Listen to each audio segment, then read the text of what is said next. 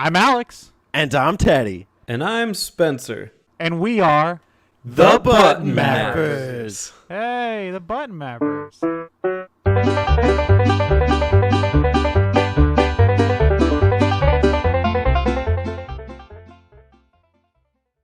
Ladies and gentlemen, welcome to the Button Mappers. We finally did it. We brought our good friend Leo Thefunnynerd. What's up, boys? Glad to be here. Glad to have We you. finally got Spencer. What's up, Spencer? Hey, it's a pleasure. It's an honor. I can't wait. I love you, Spencer, but this is Leo the Funny Nerd. What an honor. It's great having you on. It's been too long, some might say. It's an honor being here. Yes. Glad to have you. This is, of course, no theme November, no particular theme whatsoever, but just good vibes. No theme November is better than no nut November. Oh, I'll yeah. take that. Oh, Yeah, there's no restriction on that end. Not over here. That's a game we all fail at. Yeah, consistently. You It's can just a count on us. game over screen. November Try 1st. very hard though. Hopefully. You just call it Nut November. Yeah, that's what I call it. Okay, great. Okay, so as tradition goes with Game Talk, we tend to roll out with a question and answer segment. We answer questions on the previous episode of Game Talk where you, the viewer, can leave a question for us for next time. Of course, next month is December, so the theme will be, I guess, holiday-esque. And I don't know, where else can viewers celebrate, Alex? they can celebrate on Discord and the Apple Podcast and Spotify. Sorry, I was not ready to do that. You want to do it later? You try again? Yeah. Let's try again. Okay. Well, where else can the viewers get festive, Alex? Hey, join our Discord. We'll celebrate your arrival and head on over to Apple Podcasts and Spotify, where you can put on the holiday tunes and the Button Mappers podcast. When you said celebrate your arrival, is that like a Jesus Christ reference? I don't know. Hey, It's like a really You deep should cut. know. I've been Christmas. both the last two. The last two game talks, I've interrupted the guest's arrival, announcing Spencer's arrival. So I think Spencer would know. The coming of Spencer. I know a couple of things too. If you want to know them, you want to know those couple things? I would love to know things. Yeah. For no thing November. Give us a great present by clicking the subscribe button. Fill our stockings with love by clicking the like button. And tell us what's on your Christmas list in the comments below. That's And what have a ho ho ho, happy holidays. Of course, one of the best ways you can celebrate is by checking out Leo on his channel, The Funny Nerd. Any plugs for the audience, my friend? Don't waste your time. The Funny Nerd, it's old and tired. Boring. Dude, I like your podcast stuff though. You did an upload of like the pre-podcast, like it was like recording before the podcast, and I was digging it. Yeah. So I still have the third one to come out now, which is going to be the real podcast. We recorded for 2 hours, and we had to scrap it. So I said, I'm not going to waste a whole 2 hours. So out of those 2 hours, I got the 2 last videos, and now the next one is the actual podcast where I say again, welcome to podcast 19. But, friend of the show, Faberlon seemed to have some issues, but otherwise it was a great show. I liked it. surely had some. Faberlon had to move from a city in London to some countryside in Italy, and he was having some trouble with the internet that day. But then VG also came up, and VG also had issues, so it was always something about the fourth member. What can we say? But it was worthwhile. It was fun enough, and I'm going to get 3 videos out of it at the end. There you go. You get a trilogy. Yeah. And the next one actually being the podcast. Before Can't the wait. podcast, after the podcast. Leo the Funny Yes. Nerd. It's a trilogy. They did have to cut out a bunch of stuff because it was actually good. I guess people felt comfortable enough, and there was a lot of things being said that I'm like, nope, we're not that kind of channel here. You would increase the numbers. People love some drama, but I'm like, no, let's cut it out. Let's keep it nice the way we normally have. Old and boring. That's good. Oh, anything's fair game here. If I you don't want to know. throw a YouTuber under the bus, by all means, let's start now. Wasn't even that. I don't know, man. People are well behaved. The one I watched. Well, some things that we normally don't talk about in our channels, or the stuff that we talked about the other YouTubers. I allow that to be in there because, as I said on the podcast, we're not talking about the person. We're talking about the content. The ones that we talked about, the people or what they were doing. Now that didn't make it to the show. Oh no. None that we know, by the way. So it was only what's presented to us, right? Let's keep it nice and judgmental free zone. I'm sure like our the viewers gym. would love to know what happened to Pro Jared, actually. But in the meantime, let's start with some benign questions. And speaking of benign, the first one comes from none other than Terry309, who's not benign, Mr. but we love Terry, him who anyway. had an amazing exchange with JC on Twitter, by the way. I had to save that one and show on my Discord. Wow. Anyways, I apologize. Let's not veer this thing out again here. Let's keep your podcast in your control. We're going to call this one Drama Edition. Terry. Welcome in, Leo. We're trying to make it big, Throw those numbers. We're either going to go up 5 or down 5 subscribers. We'll find out after. His question, what is the worst sewer level / dungeon in a video game? Leo, if you have an answer, I will turn it to you for first response. I do not have a negative one. All the sewer ones that I've played, I've enjoyed so far. At least the one that I can recollect. The last 2 ones that I can remember was in Dark Souls, which I don't mind. I don't even know if you can call that sewer as a sewer dungeon, but an actual sewer. Well, okay, 2 sewer dungeons, I guess. In Tales of Arise, which I enjoy quite a bit, all the dungeons in that game. There was one. But the one that really, he was looking for negative. I'm being positive here all over again. See, that's the difference between Terry and the rest of the world. Yeah, we like video games. There you go. Yeah, I don't have a negative one. But on the positive side, another one that was like a Souls-like, the third-person shooter. Forget the name of the game now, but you had an amazing sewer level as well. I guess the Teenage Mutant Ninja Turtles game that came on the 3DS. Back in the day. Then again, it's a 3DS game from back in the day. Apologies. I don't have a negative sewer dungeon to answer your question. I didn't play too many PS2 games or GameCube games, Terry. Apologies. All right. Would anyone care to counter The water out temple. Leo's positivity? I think that counts, Alex. I think the water temple's a good answer. No, I'm not counting the water. That was a joke because everybody says the water The temple. sewage of Hyrule. I'm gonna say I forgot. I don't know what it's called. I think it's like the prison area, but the opening of Final Fantasy 12. Actually, as much as I love that game, I actually don't like that area that much. So I'll go with that. That is so funny. That was exactly my answer. Really? Yeah. Just Damn. like scrounging for rats in the sewer. Yeah, it was what? like the slow start for that game. Yeah. I haven't played it, don't know. But I do know an RPG with a sewer level that I enjoyed. So back to Leo's positivity is Dragon Quest XI. Very early in the game. There's like the escape sequence from the dungeon. You're hiding from the guards. I actually like that one pretty much.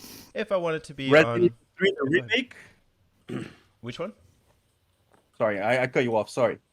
I thought you were done. Oh, No, you go ahead. No, I said Resident Evil 3, the remake. Another good sewage level. I haven't played it, so Alex probably knows a bit more about it than I do. But as far as negative ones, does Twilight Princess have one? Am I remembering that correctly? Yeah, there's a sewage like prison area, and you had to like use the wolf link and escape. Yeah, it just combines things I don't like. Like I don't really like Wolf Link, and I don't like being in the sewer there, and it's already kind of gray and dark, and music's kind of not nice. Midna's there, and Midna's okay. She could stay. You gotta pull. But yeah, the Zelda sewer, Twilight Princess. sewer's got to go. Shadowgate 64 is pretty bad too. It's just hard to look at, but the exploration is cool. Watergate 64. Yakuza 7, Like a Dragon, has a sewage level that's, I guess, hit or miss for some people. It's good for level grinding. Ton of enemies down there. Oh, I haven't gotten there yet. I wonder how far along that is. Towards chapter 11 or 12. Okay, it's a little further than I am. Chapter 1. I'm like 10 hours in, so leave me alone. 10 hours in to Something chapter about 1. Prologue. Yeah. Title screen. I'm on the start menu. Yeah. Like, man, this is a good 10 hours game. Yakuza game. That's for like what, 3-4 cutscenes. I got stuck at the arcade, okay? I did play the game, the fighting game for 2 hours, Virtual Fighter. I think I spent 2 hours in that game. Within the game. Game in a game. Wow. Gameception. I think I did that with DK64. Oh yeah, they did. They have like DK and the other one. Jet something. Jetpack? I don't know what their game's called. Anyway. Look, if I talk too much, if I'm overly chatty, because I'm overly excited, I don't have to edit this when we're done. Please let me know so I pipe down a little bit. I'm kind of hyper. I can feel it. That's awesome. Bring Just- the hype, just- bud. I know I hate interrupting and talking too much. No, you're good. I feel like I have a delay though. Am I like coming through weird? No. Your camera does, not your voice. Huh. Okay. Let me try to turn my camera off. Maybe I don't know. All right. It's fine though. Keep going. Cool. All right. The next one comes from Axel, who was on last time and says that it was fun. Thanks for having me on. His question: what's some of your favorite attacks from turn-based RPGs? Ooh, that's a very Leo question. But probably Leo has the worst memory in the world. I finished playing last night at 3-something in the morning. Kids woke me up today at 6-something. So with 3-4 hours a night of sleep, memory doesn't really stay there very much. But I do play a lot of turn-based RPGs. The favorite attack that would come to mind now would be from the Trials of Cold Steel series, where they have the special attacks. Pretty much anytime you do one of the main special ones, that you get the nice theme that goes with it. I forget the name of the old blonde lady now, who's just happens to be the strongest sword fighter in the game. Now she has a pretty special one. And our main protagonists, all of them. Laura, everybody loves Laura's. The teacher, Sarah. Those are, I would say, out of the top of my head right now, turn-based, right? Because Tales of Arise had some amazing ones, but it doesn't count as turn-based. And if you want to count Final Fantasy VII, the remake, they have the action part, but some of the special attacks you kind of choose as part of your arts. So pretty much all those are pretty awesome and necessary when you're playing the game. Nice. Trails of. It's a series I need to dabble in eventually. I've got the first 3 on standby on Steam, just like waiting to go. But like the first 3 Legend of Heroes, like Trails in... No, Cold Steels. I have the first Legend of Heroes Trails in the Sky, I think it's called. Yep. Yeah. I couldn't get into that one as much, but I know I'd get into Cold Steel because it's a little more like Persona. Like I played a little bit of it, but I don't know. I'm daunted. I'm scared by it because I know it's so long. Oh yeah, that game totally does not respect your time at all. It's one of those RPGs that do not want to end and send you back and forth nonstop. It's maybe 30, 40 hours, overly padded, all of them. Still love it, but they sure are. Alex, what were you saying? I was listening back to the first Game Talk of the year. I was listening back to that, and your question for the Game Talk was what game do you want to play this year? And that was your game. That was your answer. Yes. To yourself. Yeah. So that's you lied to yourself. Well, no, the year's not over. Year's not over. It's just 1 and 2. That's true. Okay. 1 and 2, I believe, had You got 2 months. 1 and 2, and you can correct me, Leo, but they had a different publisher, so they don't release it on everything like they do 3. And now I'm assuming 4. Like, because 3 you can get on the Switch, I believe. So 1 and 2 I have on my PC, and I wish they would just release it for the Switch because it'd make it so much easier. They will. But I'm not sure if the Japanese one is already out on PlayAsia. I know you could pre-order, but 1 and 2 are coming west side. Okay, perfect. 4 new ones coming out that you can pre-order now, but like they have one coming out next year, one the following. That you can pre-order games coming out 2024 right now. Excellent. No, that's cool. That's good news because I'll probably pick those up there.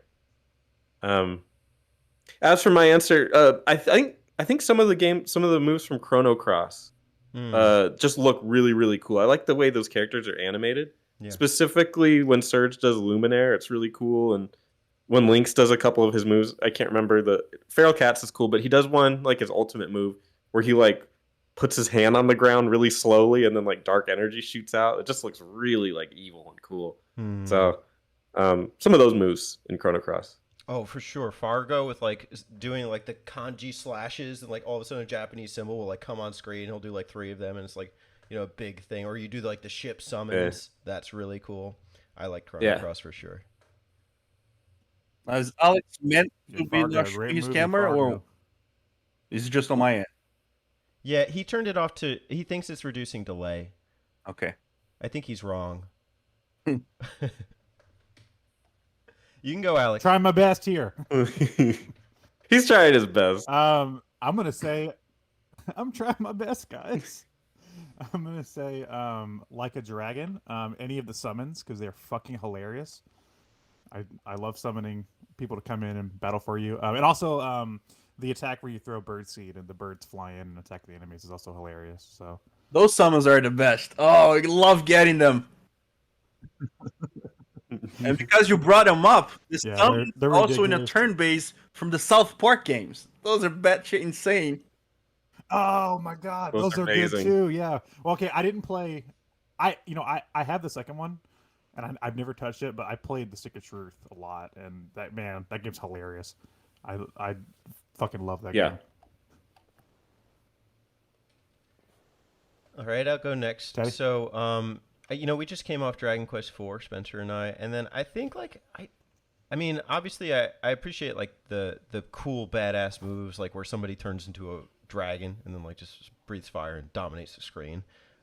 Hence like Puff, classic Dragon Quest move. But then there's also like jester characters, like Tornico was kind of like this. It's funny because the other characters are like heroic and tomboys and warriors and everything, but Tornico is just like a dad. And you play as Tornico, and when he goes on the battlefield and he does attacks, he'll like trip over himself and land on the enemy and do like 80 damage, like a crazy amount of damage. Or it's like Tornico tells a funny joke and then the enemy can't stop laughing and they lose their turn. And every time stuff like that happens, I crack up. So I don't know. My heart goes out to Tornico, but also kind of the jester character in general. Absolutely. All right, beautiful. We have Question Master VG Mashup. As Question Master, he gets 2 questions because he won the last Ultimate Q&A. So he first wants to commend you, Spencer, on the checks from last episode. And we lost. Well, Terry had pointed out, and you guys pointed out as well, that I was wrong on the Trigun game. So Trigun, I claim that Alex couldn't pick Trigun because Trigun had come out as a game already, and turns out it was never released. It was an unreleased game. So technically, I was wrong on that. So I'll do my due diligence and be a little bit better on my checks going forward. I apologize. All right, so check this. Question 1, what 2021 game surprised you the most in a good or bad way? And if I have to repeat that for Alex, I will. But I'll wait till he's good. Anyone have an answer? Can you repeat the question? Yes. In fact, I'll start copying them in. What 2021 game surprised you the most in a good or bad way?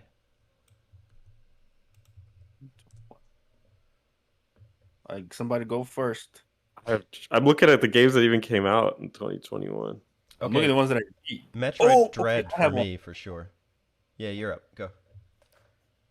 So for me, it's a game that really caught me by surprise, and it was so much fun to play. I'm kind of interested to see which place is going to come out at the end of the year, but It Takes Two is way more polished and more triple A, style of a game than I thought it was ever going to be. That one is like one of those semi-indie games because it's fully developed as an indie game, but it has the budget from EA. So I guess they give you carte blanche to whoever it is that's developing it, and it happens to be the Oscars guy, and he did an amazing job. So It Takes Two, it will be my surprise game of the year, I believe. It was way much more fun than I thought it was going to be. and polished. I mean, like, it's a AAA game made by an indie studio. It's amazing. Loved it. That's good to hear. It looked good. What was And the it name of it? played so well. It Takes Two. It Takes Two. Oh yeah, because I saw you streaming that with What did you played it with VG and did you play it Oh, with anyone Aaron, else? 22. Oh, I see. Yeah, I think he played it with somebody else too. Yeah, I heard that being like a co-op game, and then I think SNES Mapper was talking about it. Yeah, It's fully co-op. You cannot play that game by yourself. You need two people. can you do local?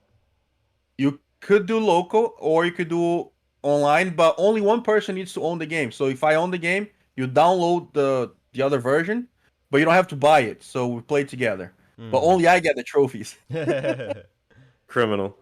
And then you get to choose whether you play the boy or the girl, and you can exchange afterwards. But yeah, you could do local too. But even local, your TV is split in half, Mhm. regardless. Yeah, makes sense. For me, it was probably. I mean, I'm not finished with it, but I started Metroid Dread. You know, I put about an hour and a half in, and it's I just. think I got it. Hey, welcome back. We're answering the question in the chat, the first one. So, what 2021 game surprised you the most in a good or bad way? And I said Metroid Dread. I didn't really have expectations. I just knew I would buy it. It's part of just because I tried to do a media blackout and not pay attention to it.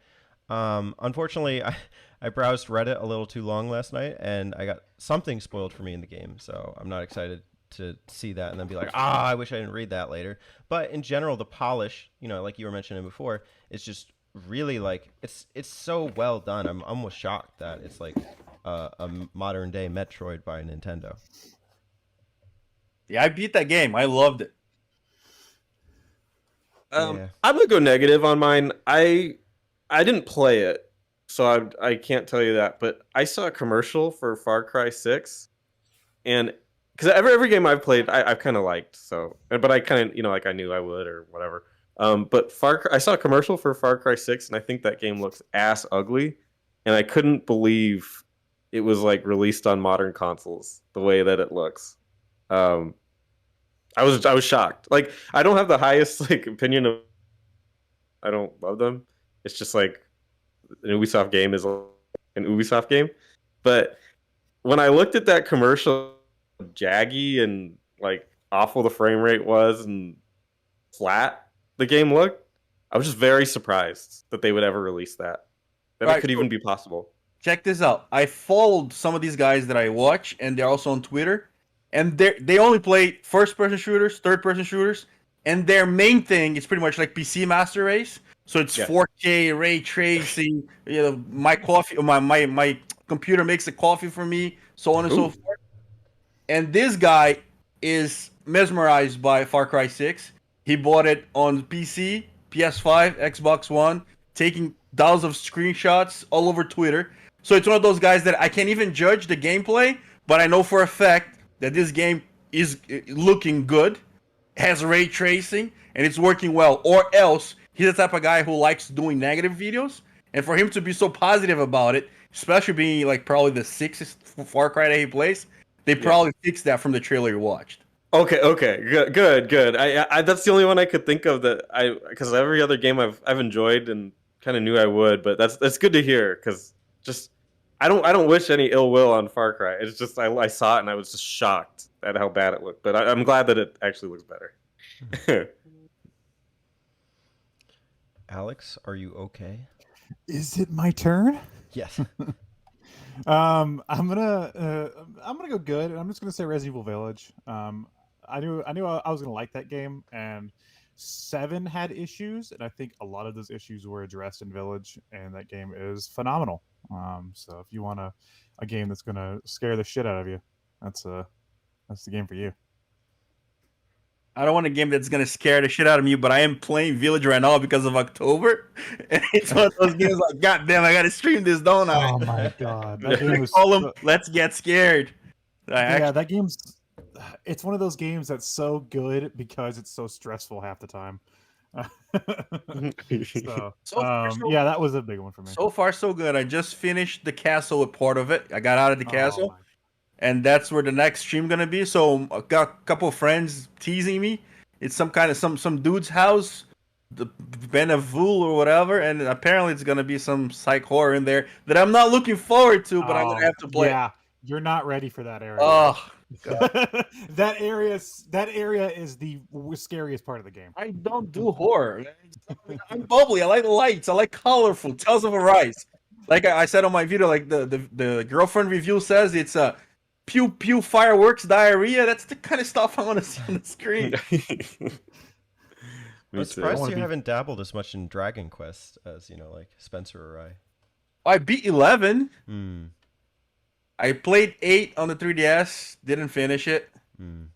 And that's pretty much as far as my Dragon Quest goes. I was looking forward for the one that they announced, the Kai one, something Kai. It's more actioning based, and it turned out to be a phone game. Come on now.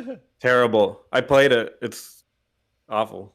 I watched Dragon Quest V on Netflix. That looks amazing. Why can't they just remake that? Give us the movie playable on a console, not a mobile, please.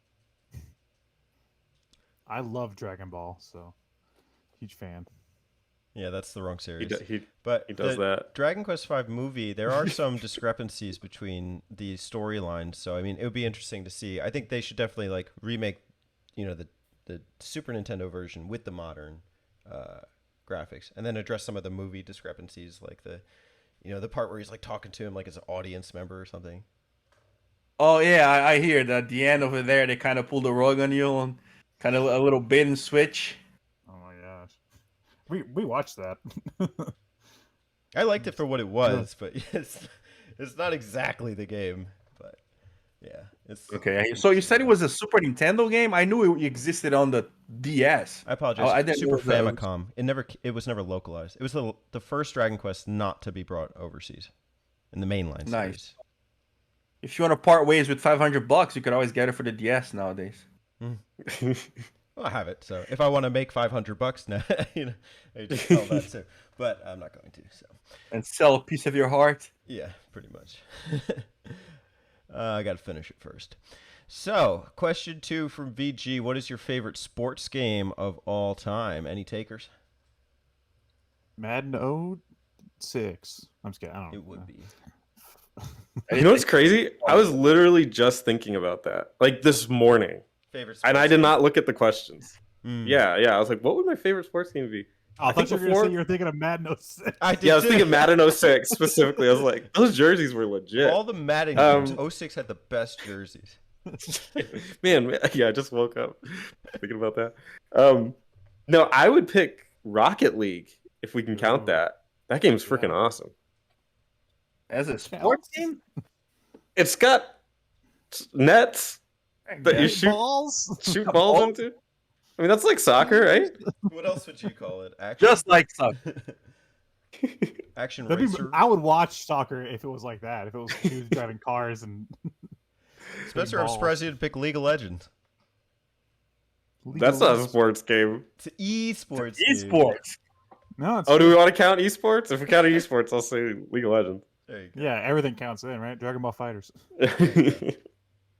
Play the sport. But obviously, the best one is International Superstar Soccer Deluxe on the Super Nintendo. Oh wow!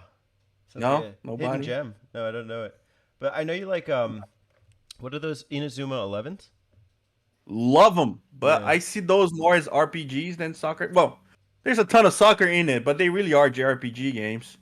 But you know, the way he presented the question, I went for the actual deal, and I did grow up with International Superstar Soccer Deluxe. It's probably the most nostalgic game for me ever, so easy pick right there.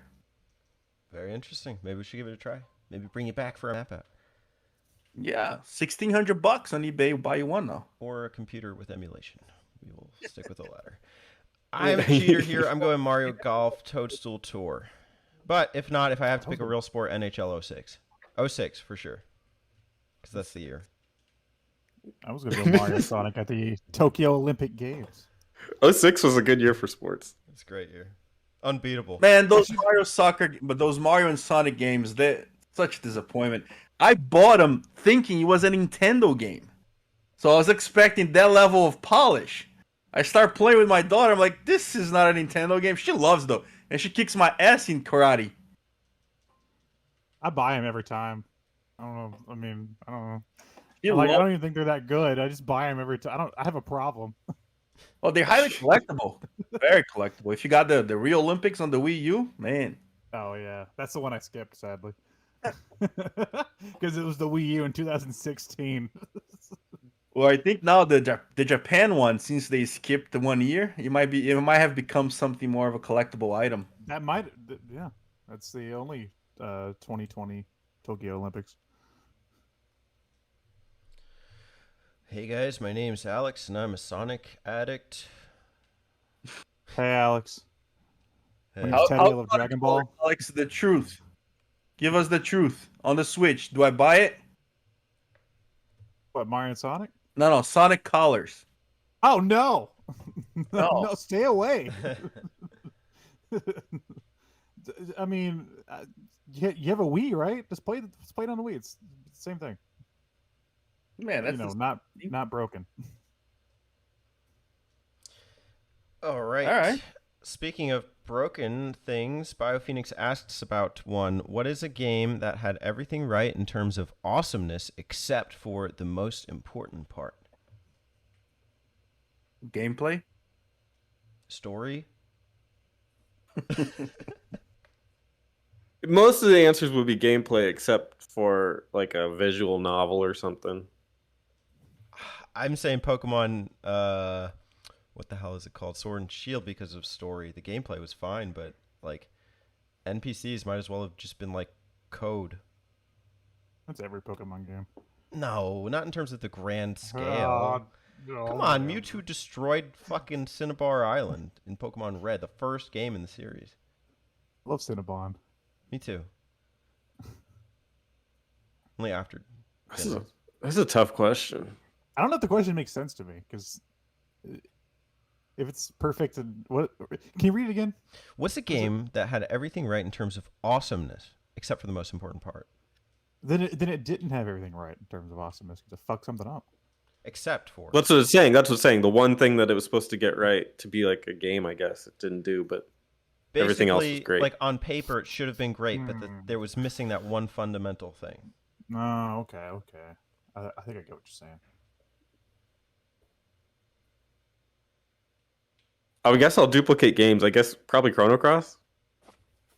Just missed also the story was just it blew itself up at the end. That's a hard question though. Yeah. So hold on, it's open-ended through whatever it is that you think is the most important for that game, or is the story the variable here that we're talking about? No. Everything is great but story, or everything is great except for something in that particular game? Kind of the latter, especially if that thing is like game breaking in a sense. If it happens to be gameplay, then that's fine. You know, that works. I think it just so happens with Spencer and I's examples, it was story.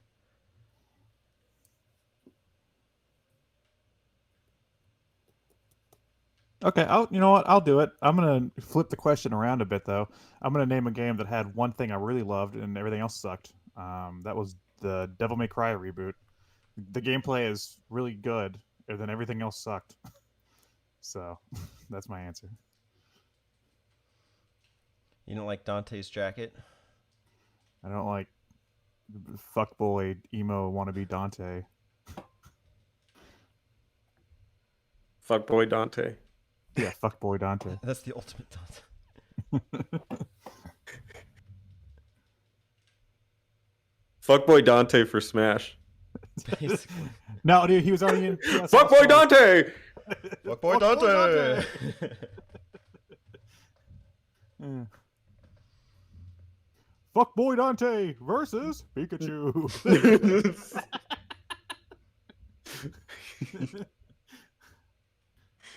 Just want the announcer saying that now. Yeah, that'd be great. I guess I'll go with Fire Emblem on the 3DS. Forget which one. The last one that came out that you have the three different. Well, you are adopted by the opposition from your family. So the gameplay was really good. The graphics are great, but the story totally fumbles it. Oh yeah, Shadows of Awful. Valencia. No, the one previous to that. So the one they have Camilla with the big tatas. Oh, is that the three-way thing? Like where they Yeah. Three have houses. games? No. Oh. I just said 3 houses again. Fates, right? I am a Fates. Yeah. Fates. Yeah, 3 houses. Gameplay wise is good. He's got some nice maps. You got some nice moves. But boy, like is how is that even a choice? Like, oh, who am I gonna side? I wonder who am I gonna side with here, especially since they make you go through the intro. I'm like, who goes through that intro and sides with the other house? Tell me who you are. I will not have a beer with you. Is the other house the one that has Camilla on it? Yes. That's the one I would go with. Why? Because she has really large breasts. So that makes you her brother to begin with, especially if you go to her house. But also the one that beats you up, kills your mom in front of. Well, spoiler alert. Like kills everybody in front of you. It's the twirling mustache evil doer in the game. You're like, yeah, no, I'll go with you guys so that I can bang my sister. You must like anime. No. That's not your sister. Is it? Well, Not biologically speaking. exactly, but by siding with that house, now she's not only not biologically your sister, but you're living in the same house that she is. So you are like closer family than if you were against it. No. You sow the seeds. You don't be closer family. You constantly impress upon her. I'm here. You're watching too much Pornhub, buddy. That's my fan fiction. I can't shine my sword, step bro. Let me help you with that. Camilla. Oh, Your sword is so sharp now. I am 19. I don't want to die a virgin. Yeah. Camilla, let me take you back there to the shield and boot room. You know Scott, Ultimate Floyd 1, right? Love Scott very much. His channel. Shout out to Scott. He posted on Twitter a picture like when he was playing that game. He's posted a picture of Camilla, right? And I don't know if he did the post, but the post on Twitter was that I don't know why I chose to side with this house, and Camilla was the waifu. I don't know why I made that choice. I was like, sure, we don't know why I made that choice. No idea. I don't know why. Sure, no. No clue. It must have been her ideas. She's a great thinker. She had big ideas. Yes. Big. Great character development. I really like her Well-rounded. story. Well, Teddy, what's the next question? Yeah, why are we sitting here, Teddy? All right, next question. Camilla wants to know. No. This one comes from SNES Mapper. Question. What up, SNES Mapper? How much do you consume YouTube compared to other types of media / entertainment medium? For instance, versus Netflix or cable TV, etc. I actually consume it quite a decent bit. I own YouTube Premium, and I use it on my phone. I actually, one of the great things about YouTube Premium is you can actually download videos to your phone. You can also listen to them with the LED off and headphones in, or even without them, and you can just be playing it with the phone off or the LED off. So I download video game soundtracks and I'll listen to them on my way to work. Sometimes it helps calm me down, like the Mario Party 1 soundtrack. For some reason, I just find kind of joyous and nice and keeps me calm before I go to a stressful work environment. And also I do like listening to radio style programming or podcasts, etc., either on the way home from work or if I'm going for a drive or something, playing it in the car, and also doing it ad free. So on average it is probably about 2 to 3 hours a day, except for weekends. I tend to slow it down a bit, either because we're recording or I'm playing games. But during the week, YouTube is my go-to. The Netflix thing, I watch it sometimes, but I don't think I'm as into Netflix or the television streaming programs as most people are. Usually I'll find something with Chantal and we'll binge it, like we watch Squid Game overnight. But other than that, YouTube's really my big thing. I don't even own cable. I don't pay for that. I also have YouTube Premium, just like Teddy. I'm special. Hey. No, I have I $15 don't. Yeah, I watch other stuff like Hulu or Netflix, or I've been watching Peacock recently because I've been watching Psych a little bit, but I don't watch a lot of regular shows too often. I watch movies mainly. I'll like put on like a DVD on, but when I'm home though, and I just want to watch something, or even if I'm at work and I'm using my phone for premium, I'm always on YouTube. So I probably watch YouTube an unhealthy amount. It's always playing in the background while I'm editing something or while I'm playing a different game. I have it playing on my phone or something. It's a problem. Help. It's just like every day I'm like trying to check my feed. Just keeps refreshing the subscriptions page. Yeah, where's more content? What's coming out at 3 p.m.? I watch so much YouTube, I literally run out of videos to watch. And every now and then you catch yourself watching those like 10, 20 minutes long of oh look, I found this knife from 1387 and I'm gonna bring it back to life right now. Or those Asian guys doing woodworking from anime, or the ones that build like a castle with a with a swimming pool out of nothing in the middle of the jungle. I mean, I do run out of stuff to watch. Oh yeah, I know that feeling. I catch myself watching like conspiracy theories at like 3 a.m. It's like I do was 10 this plus hours a day of YouTube easily. was this character really the killer? And 10 plus hours a day. Oh wow, interesting. But like, it's not always watching. Sometimes just listening. Mm-hmm. So on my drive or my commute, I will listen to YouTube as a podcast. Even if it's not a podcast itself, I'll have 50 videos on my queue, and they'll play. The problem is I don't have YouTube Premium, so sometimes I have to skip the commercials if the guys have commercials. And for some reason, there are some commercials on YouTube. They're 45 minutes long. Who does that? That's not a commercial. It's an infomercial for 30 minutes. Like, I'm doing the dishes, my hands are all wet. I can't go hit my phone, but now I gotta listen to like guy with 5 minutes commercial. I saw an infomercial that day was like, I clicked it, but it was 45 minutes long. I'm like, dude, you better be paying a lot of money for that, because it's a short feature film. Yeah, there was one time because I usually put on like a playlist of like classic gamer or something while I'm playing like Overwatch or something, and I just had it playing, and it started up an ad, and it was like some show for like FX or something, and it was like the first episode. But I was playing Overwatch, so like I couldn't stop and go change the thing. So I just I was playing it, and I just watched the entire first episode. I couldn't tell you what the fuck the show was. I didn't like it, but I was just like, why am I watching this 45-minute episode when I'm trying to watch a 5-minute review of like a game on the Wii? Like, why am I doing this? Yeah, especially if you're doing like if you're cutting the grass, right? It's hard to stop. I mean, not hard, but normally I don't want to stop. But that's when I see those, like that's when I unsubscribe. Like I'm like, I get so pissed. Like, no, you didn't put a 45-minute ad on your video. I'll give you the 15 seconds. I'll watch it, let you make some money, no problem. But come on, when you start going with the 3 minutes, 5 minutes, 45 minutes, you lose me. Is that their choice though, or is that YouTube and Google's choice? A 45. I would think that to have a 45-minute video, you would need something that you have to opt in. But I would think that Google makes that decision. Your video, right? Let's say I'm watching you, and I don't know, they're like those true crime dramas, right? And it's interesting, and you're narrating, and I'm like, watching Coffee House Crimes on Mondays. I'm doing ads here for big ass channels already. So you're all into it, and the guy comes up and he's got the knife behind him.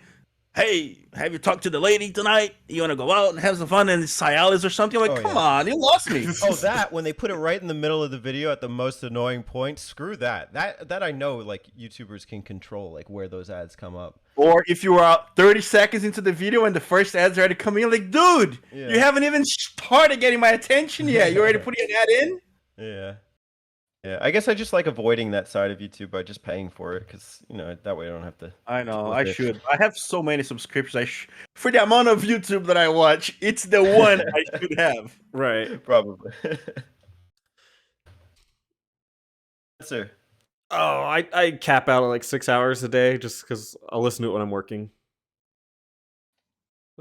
And then the other stuff, the girlfriend watches that, and then I play video games while she does that. So.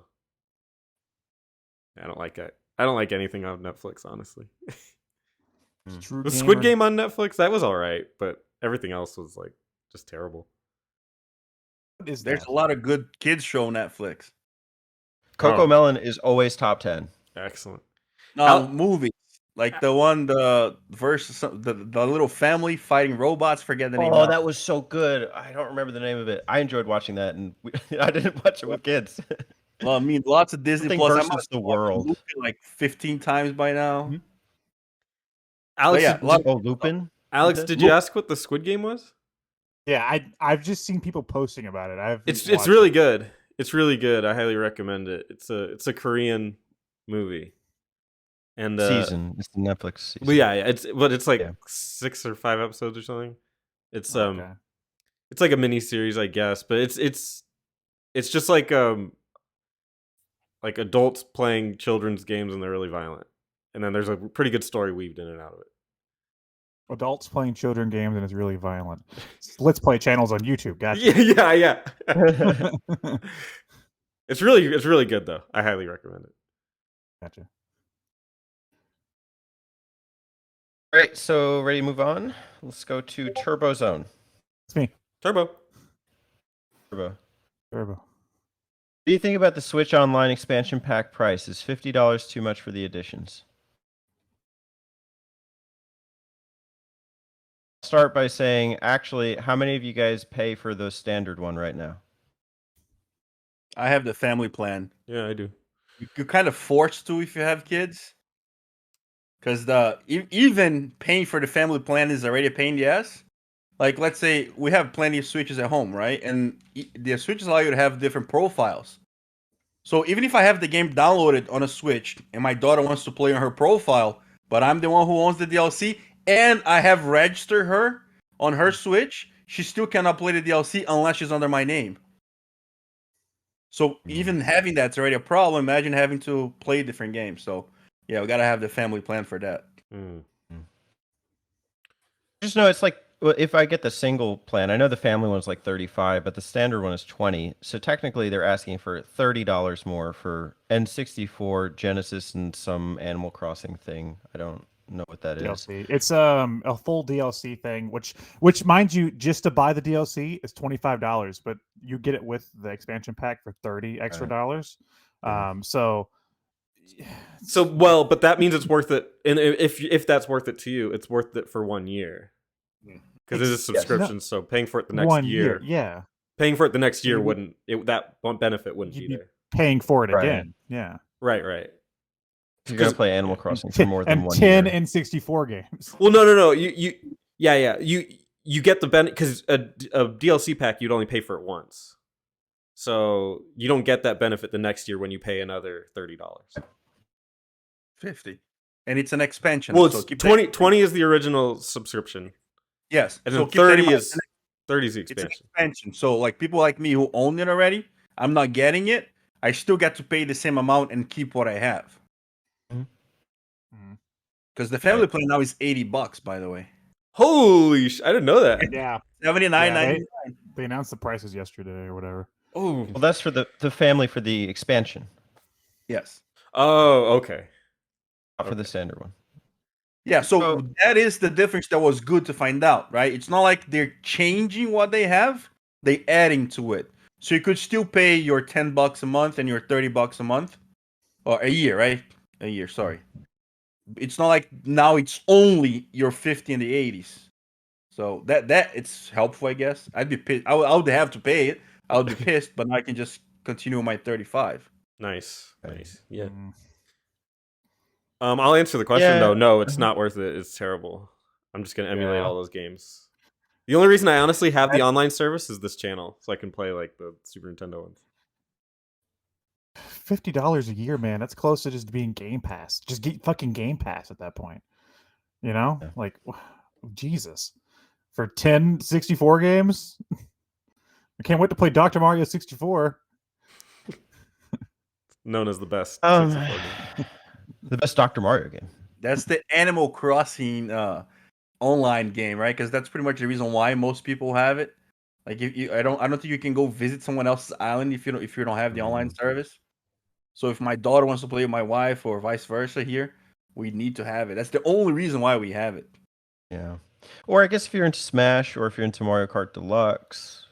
If you play online, yes. Yeah, I personally don't. Like, I've owned it for a long time now. I never go online with those things. But also, it doesn't help that Alex like is in the boondocks or whatever.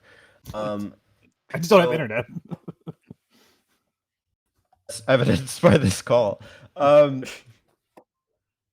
don't know. A copy of Paper Mario 64 would cost as much as the edition that you'd pay. So if you pay that for 1 year and then you just played Paper Mario 64 and a couple other games, it would be worth it. But long term, it's really not, because I just know from their track record, they say, and we'll also add more games. Like what? Rugrats in Paris? They valued that game for $9.99 on the Wii U. But am I gonna boot up my Wii U? This is exactly why I said before I just wanted a virtual console, because this is fucking stupid. Or like a Game Pass equivalent with the N64 library, because it's so shallow. I just know that they're gonna be lazy with the uploads. They'll do it like twice a year. Yeah, they're gonna be like, here's add 3 games. Here's Magical Tetris or something. Oh. That's because they know the good games, they can just make it for the Switch and sell you for 60, and everybody will buy it all over again. Yeah, I think Nintendo's really smart with that, because they know people will buy it and they know how to market it that way. I'm just pure emulation at this point, so it's definitely a no for me. Yeah, I'm not gonna get it. I don't even play those games. Like I've been meaning to. I've gotten the service since it first came out, and I would love to play A Link to the Past and Paper Mario RPGs. Just never happens. So it's nice to be there. Final Fantasy VI. These are like on my 2 playlists, but that 2 playlists is like 100 games. So. And the Genesis games that are also included, like you can play those any number of places. I have the Genesis collection. It has like 50 games, right? Yeah, and then I have the mini, which I modded, so I could just put whatever the hell I want on there. And even the unmodded version has most of those games anyway.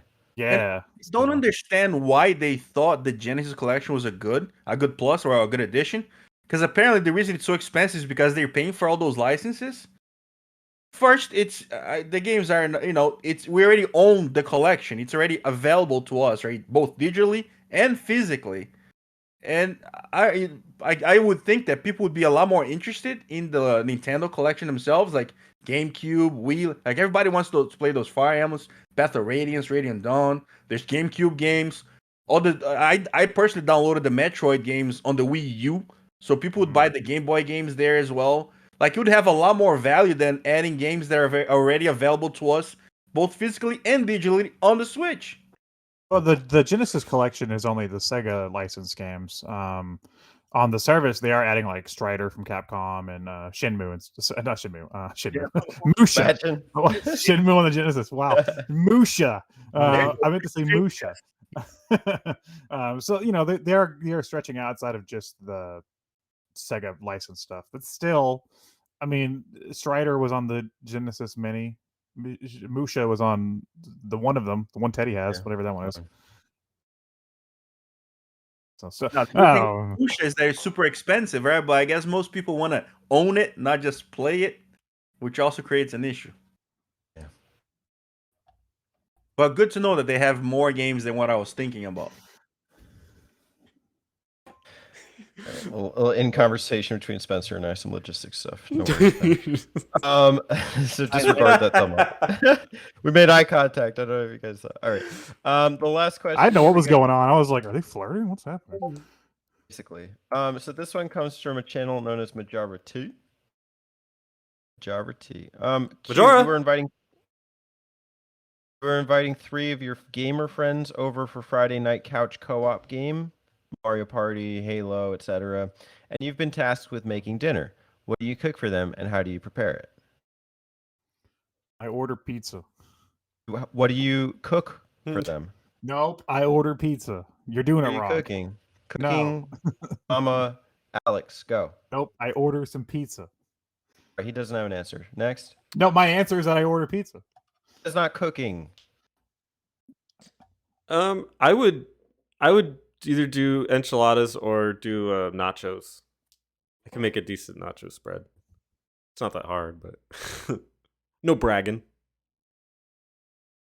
I'm You a little did. bit of a cookie enthusiast, right? And I like treating my friends right. So they'd be getting some very nice steaks, some ribeyes, maybe some bun-in ribeyes, some mesh, and I don't know, maybe something green to go with it.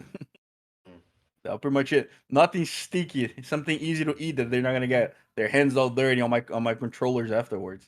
Oh yeah. That's smart. Makes sense. I've seen you making those steak videos. Those look I really know. good. You and 5 people must have seen it. Oh, Ribs too, right?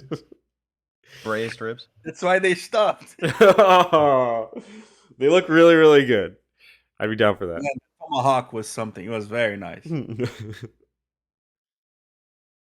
gonna keep it simple. I don't know. I do like cooking like exotic stuff. I guess I like cooking some Korean food, but I'm not gonna do that night because it would take too long. So probably just maybe some burgers and hot dogs and I don't know. The green sounds good, so maybe like I don't know, asparagus.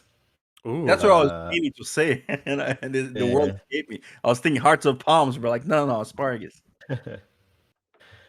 And if I had the grill, maybe grill some corn. You guys are doing it wrong. That's time you're taking away from your gaming session with your buds. Beer and pizza. That's all you need. Thanks for cooking. Yeah, anyway.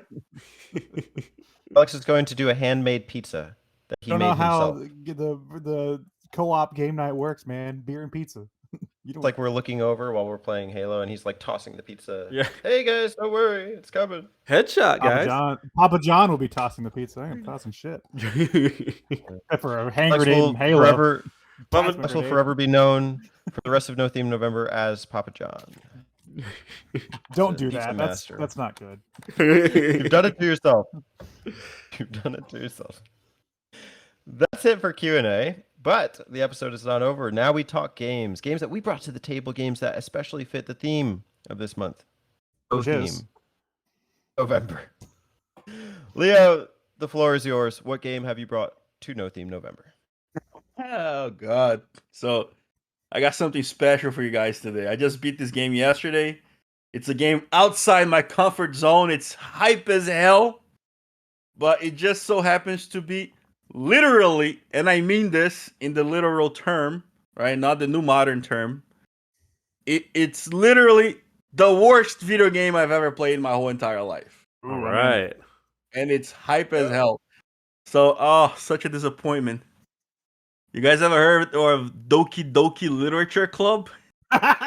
No. Heard of Doki Doki before. What's Literature Club? An anime weeb girl simulator something. Leo, go. Oh boy, that it is not. It's the most condescending, disrespectful, postmodern, edgy wannabe video game you'll ever play. Man, I used to have a bone to pick with Undertale. This game completely dethroned Undertale. It's not even the game itself, it's the fan base. This one is the game. The game, it's so freaking disrespectful, and I guess I'm not big brain enough. I don't watch enough Rick and Morty, so probably I missed what was so important about that game. But it doesn't earn anything that it does. Everything that it tries to accomplish, to what I think makes people go like, "Oh my God, I wasn't expecting that." Like the rug pull is just for the rug pull in itself. It doesn't earn it. So, without spoiling anything here, which by the way is how people get away with it. Oh my God, this game is amazing, so great. Why is it amazing? I can tell you because I would spoil it for you. Oh. No, you can't tell me because coherently you cannot make a case for that game. It doesn't earn its spots. So like when it does the rug pull, when you go like, oh my God, I wasn't expecting that. Like, well, I also don't care because the whole time I was paying attention to A, and then you did this with B, which is shocking, but I don't care because my attention was on A the whole time. And then after that, it starts being super condescending on top of it, like, oh, so you like playing games, huh? Oh, so you like watching this, huh? Oh, you must be this. You must think that way. You must think that way. Meanwhile, yeah, you I guess you do have the higher ground because I did spend money to buy your game, so I paid you, asshole. Wait, but I'm so confused. What is this game? it's a visual novel, okay? As visual novels as it can be. And it deconstructs what a visual novel is. But not only deconstructs what a visual novel is, what a person who plays visual novels is. What are they trying to accomplish with this? Don't you see how shallow these type of games are? They just show up and then it explains to you what their tropes are, by the way. It explains to you what a tsundere is and or what kind of other protagonists are in these games. And then it tries to make you feel bad about it. And then it tries to be cool and edgy because it flips the game on its head. But it really doesn't because the writing is awful. So if you're at least being witty, interesting about it, but it's boring. That's the worst part. It's boring as hell. It doesn't earn your attention. You know, like when somebody's lecturing you, but they actually give you an insight. They tell you something new, something interesting that you didn't know before. Like, you know, blowing your mind. No, this game is being condescending with bullshit. Like, dude, get off this high horse. You don't earn it at all. You did not earn this. And then it's, I guess the whole point is just drags you through this mud. But because it touches on some very specific aspects that I guess teenagers can deal with or see in their normal lives, I guess they see this as being so cool and important and different. And I guess I'm much older than most people. But it doesn't earn it. My biggest issue with this, it doesn't earn it at all. It's just. Go ahead. What kind of subjects does it touch on? Or is that spoiling the game? That would be spoiled. That'd be spoiled. Yeah. See, but I'm not gonna play it. I don't give a shit. I hate this part because everybody praises this because of this stuff, right? And I guess that's what. If it wasn't for the stuff that happens, the rug pulls, nobody would be talking about these games, right? You know what happened with the end of Game of Thrones? That everybody got pissed, and when they talked about to the authors, then they said, "Oh, the main thing was because it was subverting expectations." Mm-hmm. And people were like, "Well, I don't care that you subvert expectations. You didn't earn it, right? You didn't build up to that. That person should not be the one who killed such and such place because she was never there to begin with. She was, the hero. She wasn't part of the hero arc." She doesn't earn that moment. You just gave it to her so that we were expecting Spencer to do something. Spencer worked out. Spencer played college football, and today is the draft. Oh, we're gonna draft majority because today we're drafting people who are Q or something. Look at that. Good job, Daddy. Pretty much that. It's just for the shock value of it. Didn't earn my place though. So. Star Wars Episode 8. I wanted to bring that up over here because, and I did my due diligence. Anytime I want to pick a game apart, I played that shit out of the game. I did all the side quests. I went for the true ending. I did everything that the game had to offer, more than the people that I know who enjoy the game did themselves. Right, the people that my friends who actually got me to play this game because they play more visual novels, they did less than what I did. I was looking for something new to broaden my horizons to understand why it is so special. You were looking to see why visual novels were so special, or why this game was so special? Both. Oh, okay. Like Alex and DMP, they play a ton of visual novels. Which, by the way, I used to make fun of them because some of them like 40, 50, 60, 80 hours long. Now I understand why they need to be long. It's got to be like a book. They have to earn your respect. They have to earn your attention. They have to make you care about the characters. Mm-hmm. If I give you a character in 15 minutes and you don't care about that character and I do something edgy or unexpected with that character, you're not going to care about it, right? And that's pretty much what happens in this game all over the place. So then how long was this game that you played that was just miserable the whole way through? So, I don't know if you've played many visual novels before. The thing about visual novels is that you can't just play them once, right? So you do one route, and then you learn things about that route, and then you go do a second route, and you make different choices based on what you learned before, so on and so forth. This one you could save scum it and do different routes, but since I was being honest, right, I was trying to like this thing. Yeah, I was reading everything, doing everything it was offering. So it took a little bit longer, but it's not that long because I played and beat the game yesterday from beginning to end. I did spend several hours in it. So I must have put yesterday alone probably 8 hours plus in that game. a lot of the side content and everything. So it's one of those things that keep unlocking after you beat it. The more scenes you do, the more people you talk to, the choice you make, you unlock newer stuff within the game. But it is what it is. Unfortunately, it did not work out for me very much, as you guys can tell here. Ugh. I do not know. Now, here's the funny part. Because I did the same with some of the games that are super hyped, I think everybody should play them to have an intelligent opinion about it. But I really want to see someone talking about this game in a positive light, but explaining why. A full spoiler review of it, or why this thing works for them. Not because I want to fight with them or disagree. I just want to understand. That's all there is to it. And nobody owes me that. It's YouTube. It's just on a personal level. Like when I talk about games on my channel, when I bring it up, I tell you why I like something, right? Most of you guys probably know I really enjoy gameplay. When I say that a game has good gameplay, I describe the gameplay. You probably don't even care about the story most of the time, but at least if you're listening to me, you're gonna know that if I said that game has good gameplay, it probably does, based on the amount of games that I played. And then if you watch enough, if you like Metroidvanias, action platforming, 3D shoot or so on and so forth, you probably say, well, if it works for him, probably gonna work for me, and I substantiate it. Now, everybody loves this game, but they can't tell you why because it's spoiler territory. Yeah, fuck that. What do you feel the most condescended at?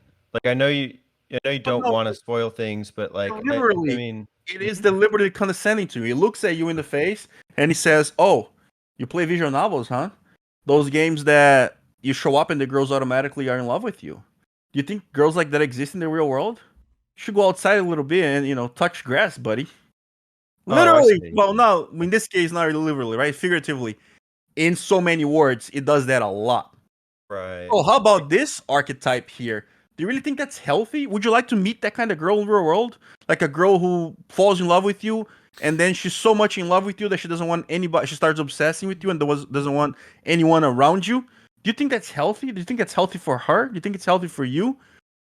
So these topics are interesting, right? The question is interesting, but that's where it ends. It stops right there. How it's delivered, it doesn't earn it. It doesn't talk. It presents some questions. It doesn't elaborate on them. So, do you not to be total devil's advocate here, because I have no qualms about defending this game, but do you think maybe you're missing something since you haven't played a lot of visual novels and maybe you're not getting some of the subtlety or some of the jabs that it's offering? No. First of all, I shouldn't have to play other games to enjoy the one I'm currently playing, right? It should be the job of that game to either capture my attention or tell me what it's trying to tell me. And I'll give you an example here. So if anybody really wants to play Doki Doki, I'm going to give an example similar, not about Doki Doki, so it might work for some people or not, but skip a minute ahead. Let's say all four of us here are starting a podcast, right? And we're all having a nice conversation. We're talking. We all get together, and I'm flirting the fuck with Teddy, right? So Teddy and I are flirting back and forth, and we're playing together. We're spending time together. We're touching one another on the shoulder. Hugging here and there, and it's very, very flirtatious. But you've been my friend for a very long time, so every time we go to the podcast together, I walk with you, and we're good friends. I've known you a very long time. Friend zone, right? And Teddy and I, man, we're getting hot and heavy here, just with the flirtation. So my attention is in Teddy, and the game is showing me the exchanges between Teddy and I, right? So my full attention is in there. And then as we're walking back and forth, all of a sudden you decide to tell me that you have a big issue. Oh, Leo, I have a big issue. This, and that. So, and then the game gives you a choice. Do I friend zone you? Or do I confess my love to you in case I'm thinking that might going to be helpful to you because you just told me something really bad? So that's a choice. And then once I make that choice, irregardless of what the choice is, can I say this here? Like you go and commit suicide, okay? You go and commit suicide. Shocking. But the whole time, I was really paying attention to Teddy. The whole development was between Teddy and I. Why should I care that you killed yourself other than I'm a decent person and you killed yourself? It carries no weight. It didn't earn my grief. basically. And that's just one of the things that happens over there. So that's why it's shocking because, oh my God, you read a visual novels with cute anime girls and one committed suicide. She killed herself. Yeah. She might have had a few lines before that happened. Like Mr. Mercedes, right? From what's his name? Big author here. Come on now, Leo. Fungu. Anyways, Mr. Mercedes, the book, the whole intro of that book, he spends all this time building this character, and then he fucking kills the character. You're like, what the fuck? You just spent this whole time building this guy up, got my attention, and you killed him. He earned that, right? I was like, wow, this guy, just like he talks about, he killed his darlings. So now you really got my attention. Now I'm invested in this book. This guy knows how to write. Don't give me 5 missing lines. Don't make me spend my whole time talking to Teddy and then kill somebody else and pretends that I'm supposed to care about it. I just want to say, if anybody wants to make the Button Mapper visual novel now, I give full consent. Anyways, I've taken too much of your time, so apologies. Wait, that's just one straightforward example. This doesn't even begin the deconstruction of the game in itself. To me, the biggest sin is that it's boring, right? Visual novels, since it is reading in book, the writing should be good. The first part of the game, it's a loop that repeats itself. You wake up in the morning, you walk to school, you talk to the girls, you read each other poems, which you're supposed to write them, but you just pick letters, which has a meaning for the game, but there's no good writing. You're not getting anything out of it, out of the other than the experience in itself, other than being like, oh, it was so unexpected, it blew my mind, and that's it. It's vapid. It's super vapid. I agree. The game's a gimmick. It exists purely to try to surprise you and subvert expectations. It doesn't have anything actually interesting to say. Oh, have you played it, Alex? Yes, I have. Okay, I haven't played. I've experienced it. I'm not paying money for this, but I've watched others play it. Okay. You know, all the way through, which was interesting. Seeing, you know, it's a visual novel, so even if I'm watching somebody else play it, I'm still experiencing It's the same. it. It's not you playing it. You're reading. You're pressing A to read lines. So, you know, even then, I still experienced it in some way, and yeah, I could just say it just feels like a gimmick. It feels like this is the game you're like, oh, hey, you need to play this because you just want to, like, I don't know, freak him out or something. You know, actually, you know, it's beyond that. Like, I don't think anybody's going to look back at this game in 10 years and be like, right? Like Alex, the second girl killed herself too, right? Yeah. She had all the time in the world to kill herself. She decided to do the moment that everything that she wanted it kind of happened for her. It's like I said, it's so badly written, so unearned. Actually, both girls do that. It's like, oh, I've loved you my whole life. Oh, I love you too. Oh my God, you should have told me that you love me because now I feel that I don't deserve that love. Sounds awesome. Really? I mean, can we at least get one in first? Know anything about the author, the writer? So, I got pissed about that too. So for the true end, so after you go through the events, you get a letter in the mail, right? And then the letter pretty much explains what happens. Like, oh, this girl had depression her whole life, this, and that, and because of this choice that happened. So when you get the normal ending, then one of the protagonists in the story, right, shows you her letter, so you understand what happens there. The true ending, the author writes you a heartfelt letter that he's so much in love with visual novels and gamers, and he wants to broaden the horizon and expand, and he loves games that have a new proposition and show something new, and thank you very much. Only people who'd spend so much time playing a visual novel would get the true ending, so thanks for your efforts and everything. So it's one of those guys, like in Brazil, we call this mulher de bêbado. Like, you know, it's an addict's wife, basically. Like, the guy comes home all drunk, beats the shit out of you, and it's like, oh, I'm so sorry. I'm so sorry. So basically, the game beats the shit out of you first, and then the end is like, oh, I love you so much. Thank you so much for what. It's like a boogie video, right? It's bullshit. And at the end, it's like, oh, I love you guys so much. I wouldn't have a channel without you guys. You know, depression. Oh, but I'm so happy to have you guys. Thank you so much. Pretty much that. Nerd. Terrible. Oh man. But kids talk about it, I mean, I work in a school setting and they know, like they're aware of it. And back to Spencer's question about it being like a first visual novel. What visual novel have kids played? So this is probably the first. In some ways, I don't know if that's a good thing or a bad thing if it introduces them to a genre that they may not have been Oh no, accustomed this to one I have before. 3 kids, bro. This one is completely irresponsible because not only does it not earn it, once it presents you the situations, the way it deals with it, it's awful. Like there's cutting in this game, right? But the cutting is seen as something good, as something that is fulfilling. That it's used as something positive for her. There's no negative effects for the cutting. There's no there's no consequences until it does have one. You understand? Like it at least not that. If you're gonna present stuff that is this heavy, it can't be done in 30 minutes in an hour. At least in my opinion. I'm not a developer. I didn't do this game, right? The guy way better than me and everything, but that's No just commentary on the horrendous act of no. cutting Everybody know, or like things like that. most of the friends know about it, and they don't do anything. Mm-hmm. The girl who's doing it, it's basically almost like she enjoys it. Could that count as some form of commentary, almost the normalization of these things in the game?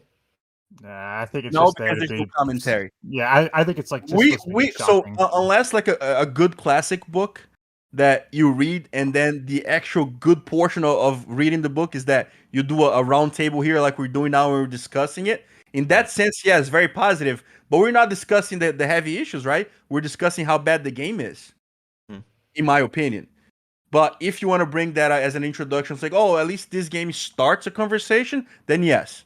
In that sense, it would be positive. If it starts the conversation and then people do go down in that conversation, people do go down that lane, I could see a positive view in that sense over there. As a game, it sucks. As a conversation started, then it's a good thing.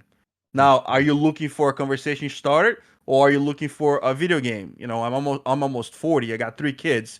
I'm not using this to go talk to them. I'm using this as entertainment for myself. So I am not the target audience. Perhaps that's the problem with me.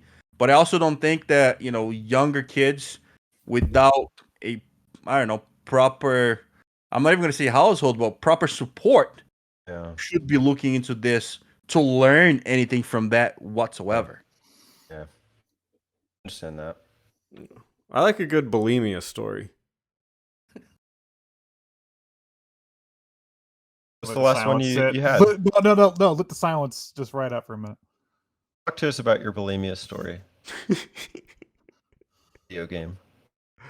No, they should just make one. I don't have one. They should just make one.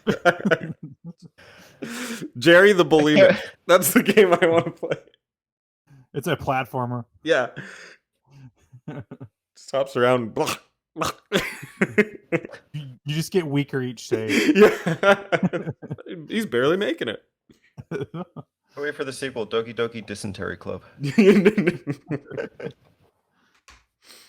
Oh man, wow! I would never pick that, so I'm glad you did. Thank you, Leo.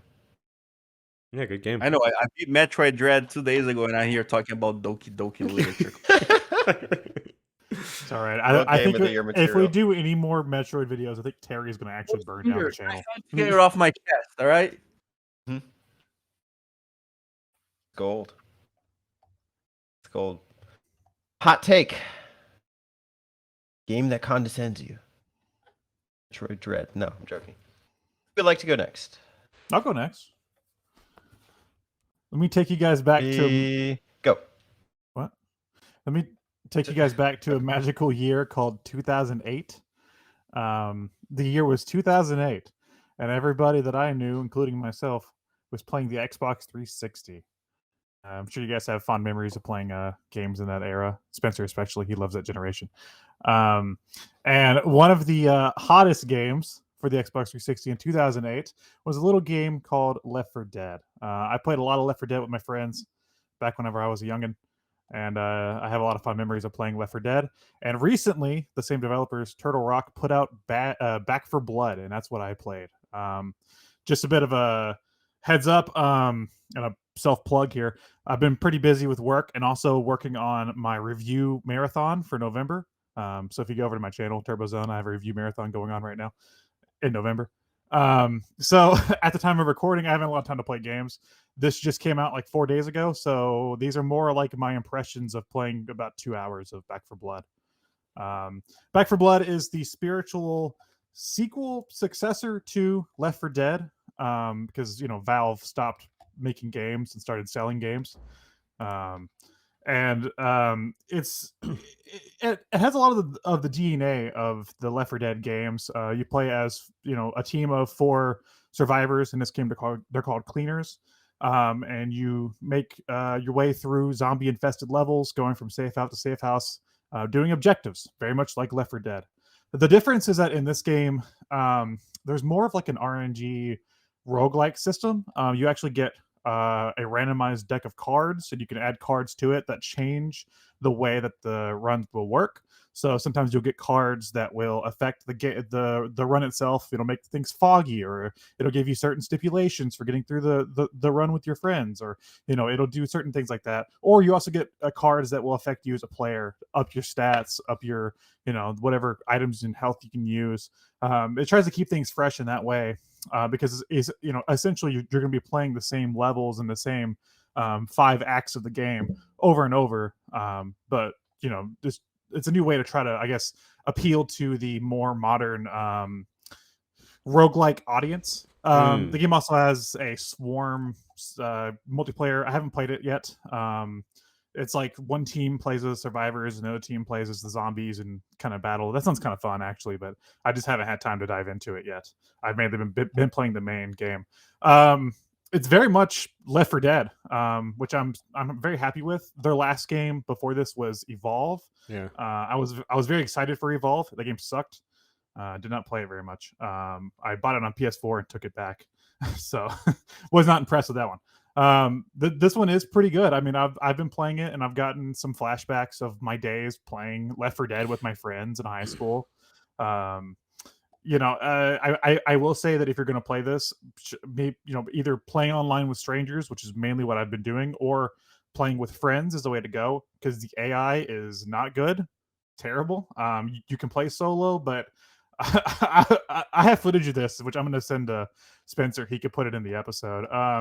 I was playing a run, and I was playing by myself because it was like early in the morning. There's nobody really online, and so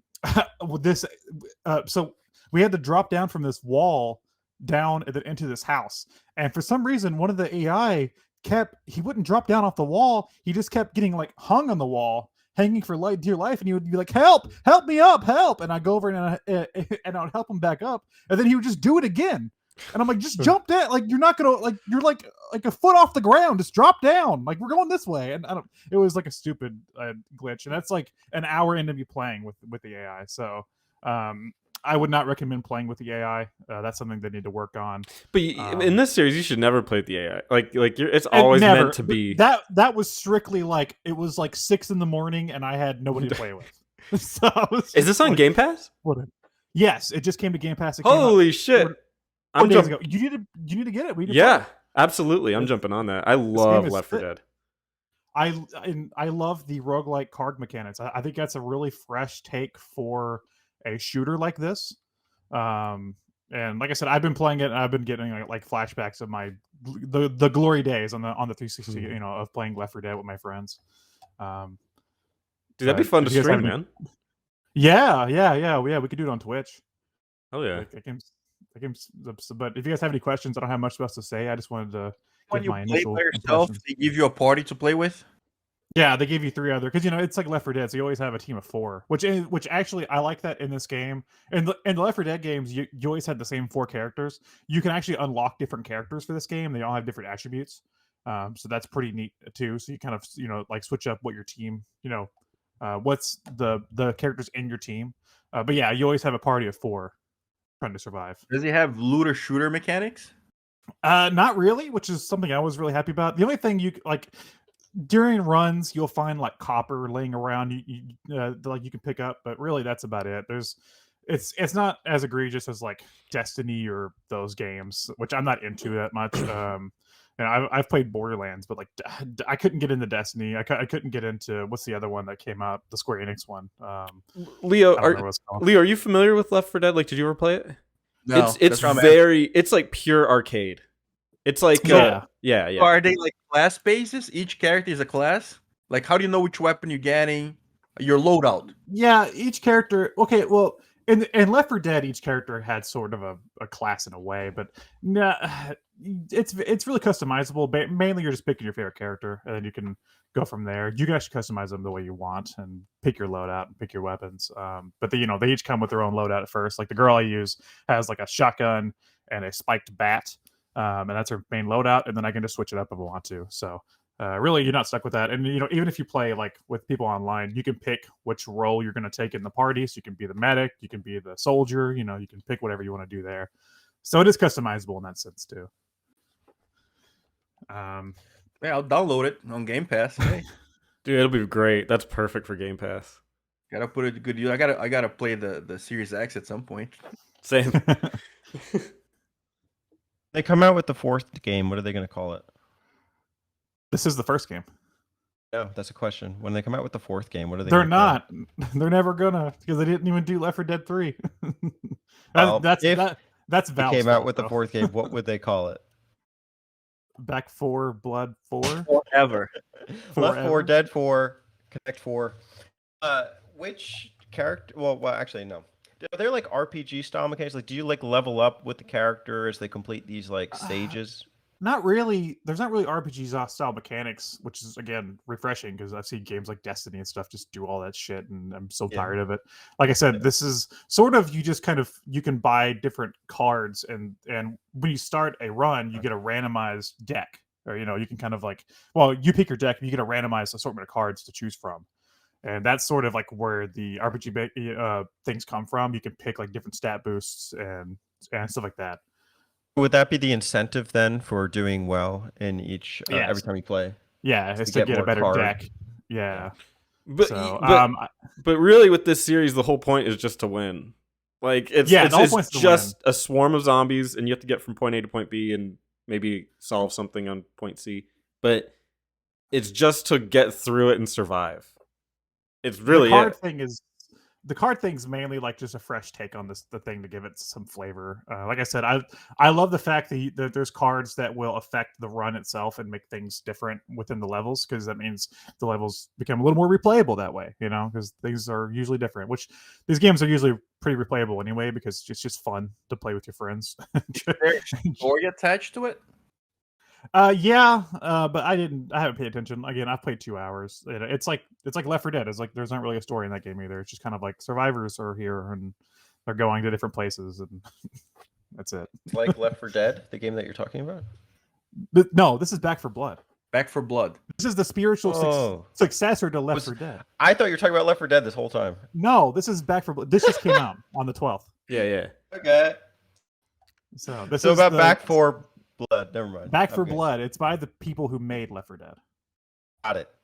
Yeah. Dude, I spent so many afternoons just shouting at my computer with my friends, because that game, it just brings out like an energy where you're just like screaming and have like, it's such a fun game.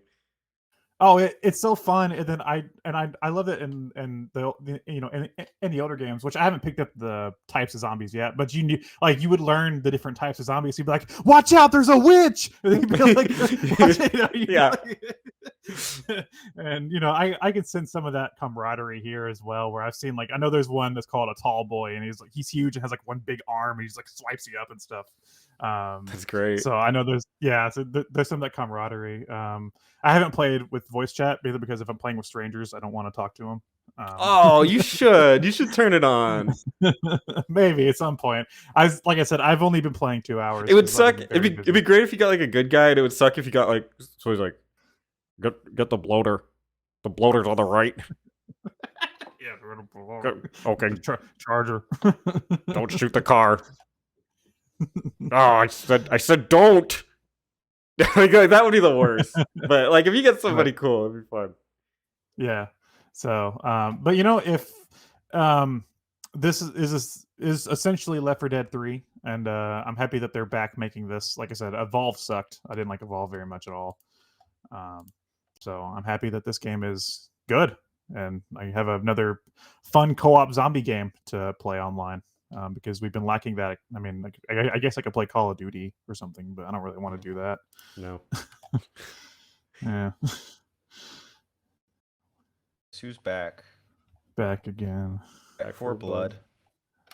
Tell a friend. Gussie's back. Gussie's back. Gussie's back. Man, I miss when Valve made games. Remember that? They made a Half-Life 3, right? Alex? No, they didn't. They made Half-Life Alex on the there you go. VR or whatever. That's it. Did they even make that, or was it outsourced? That's a good question. I don't know.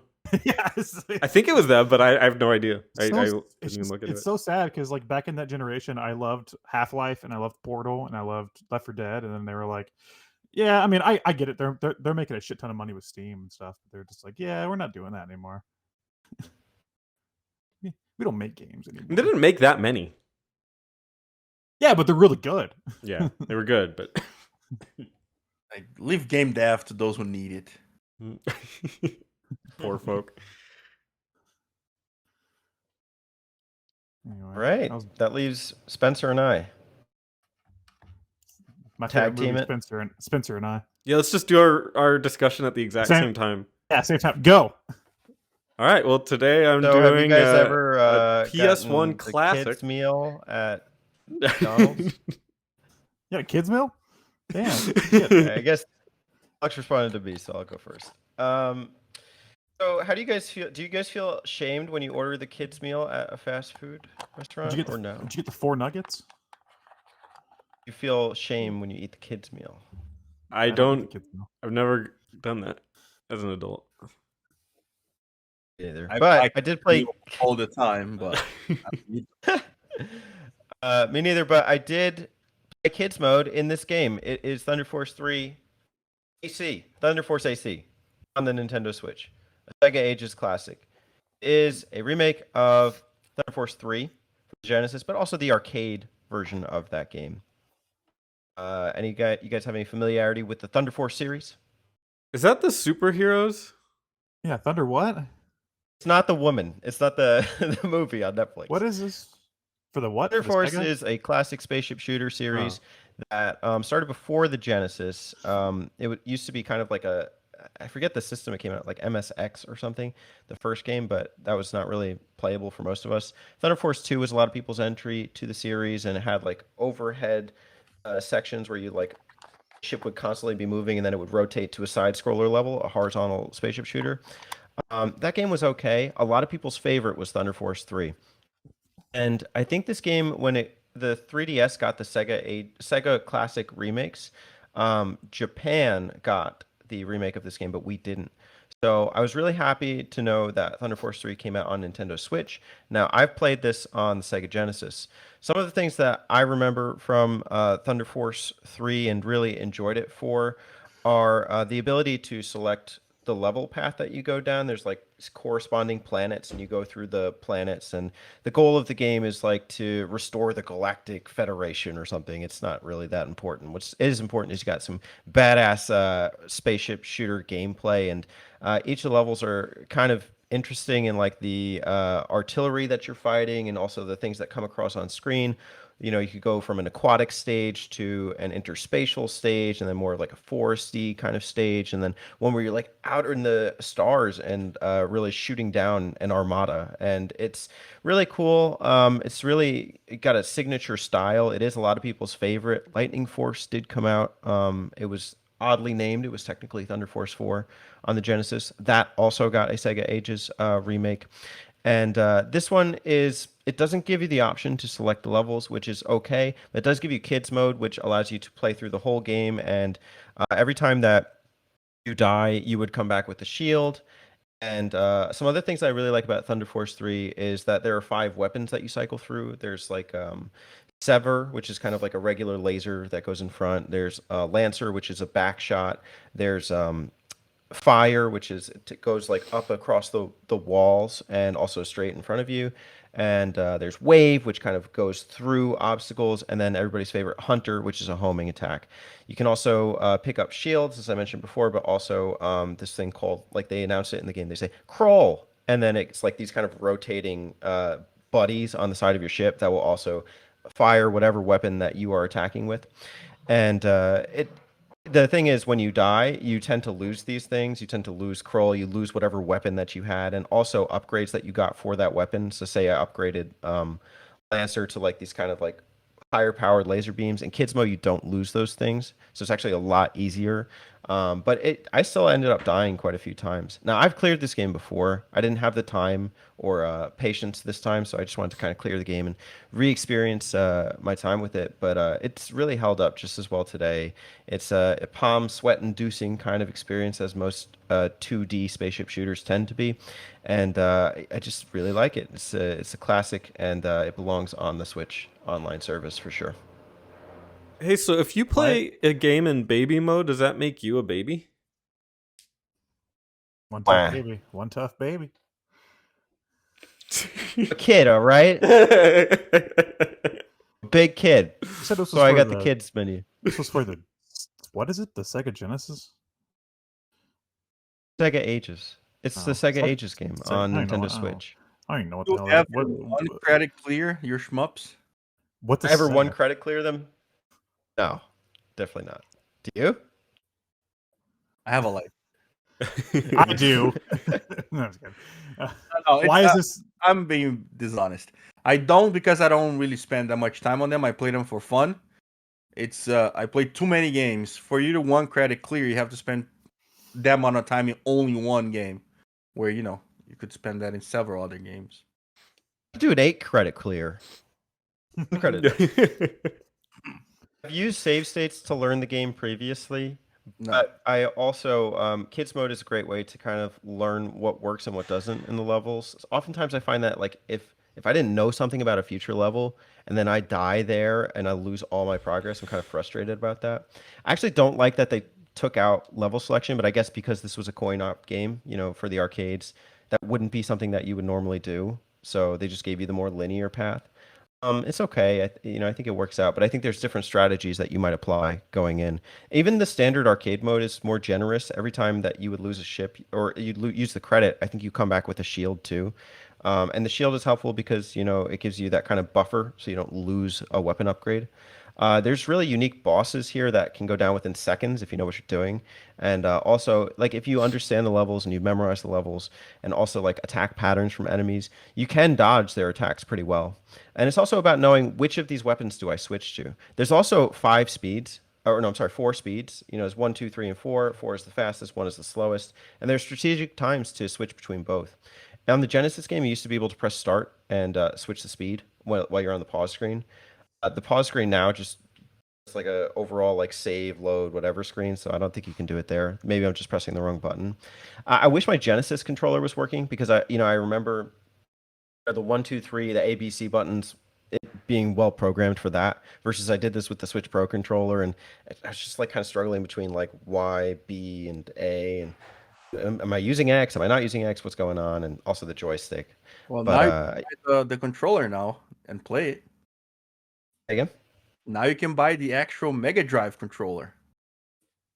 I have the ones for the Mega Drive Mini, but when I plug them in, they don't work. So with this new expansion, they're releasing the Nintendo 64 and the Genesis controller. I have this one. I have Not the 8-bit do one. the 6 in Japan. They're releasing the 3-button one.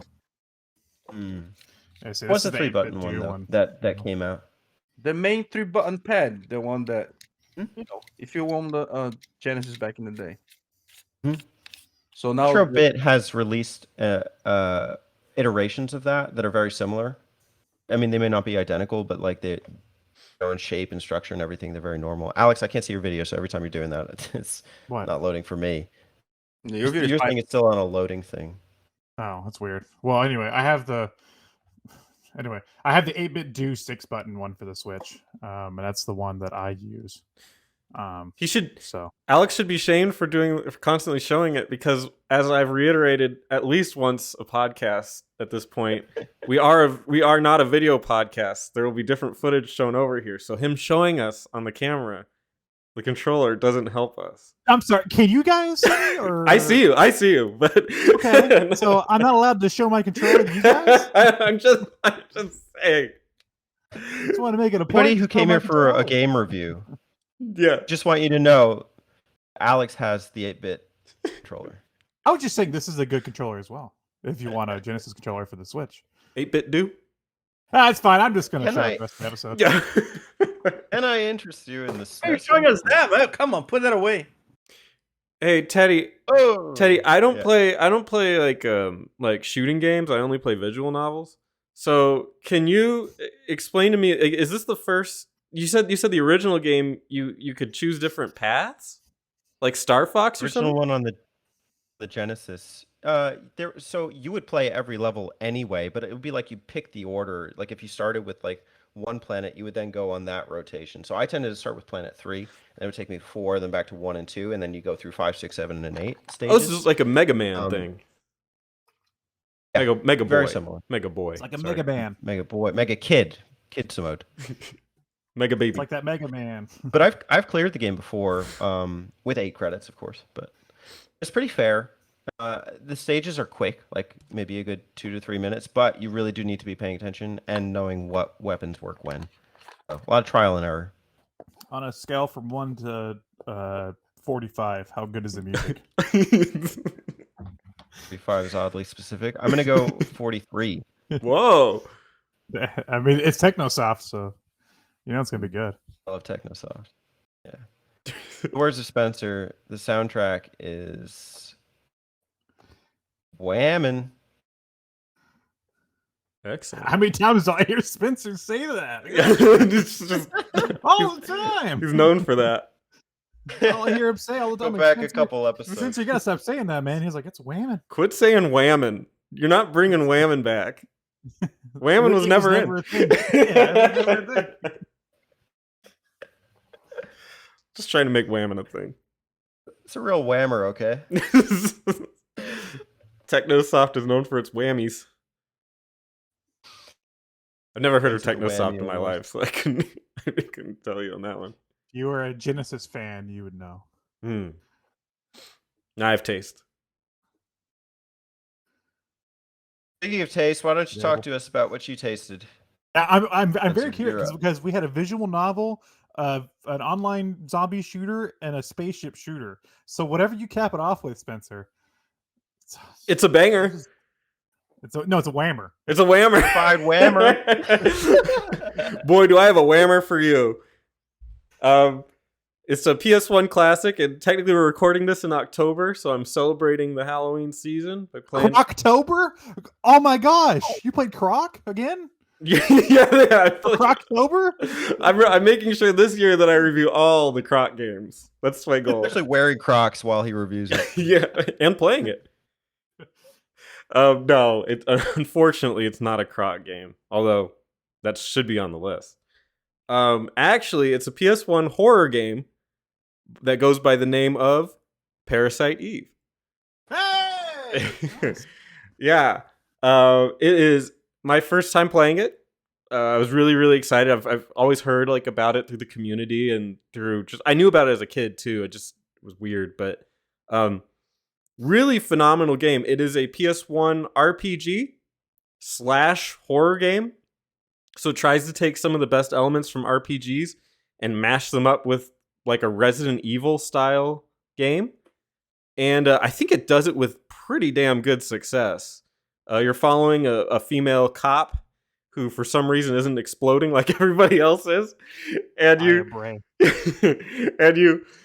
take her through this story fighting like everything from like morphed dogs to like weird creatures that I don't even necessarily know what their origin would be, but they're just gross creatures. And the combat it's turn-based in a way, like an active battle system, but it's also you get to move around in the combat, and you can dodge their attacks, and you can run away, and you shoot them. and it costs ammo, so you can't necessarily. A friend of mine when I was playing it, he told me that you couldn't farm in the game, and maybe he just hadn't played it in a while, but technically you can farm if you pick the right areas, because the ammo you'd think would prevent you from farming. But there are some enemies that give out a lot of ammo once you kill them, so you can kind of restock, refight them over and over again. But really, really good battle system. It's really, really solid. I wish that the game was like more recent. If a more modern take happened, I think they could polish it up and make it even better, which would be great. The Xbox is remastering right now, or is it a different one? Is there a remaster of it? No, not yet, but I think they're. I might be wrong. I don't know if it's Parasite Eve but they are Perfect Dark. Something old. That's Perfect Dark. I think you're thinking of that Perfect one. Dark. All right, see, they're both start with a P. Come on, give me a break.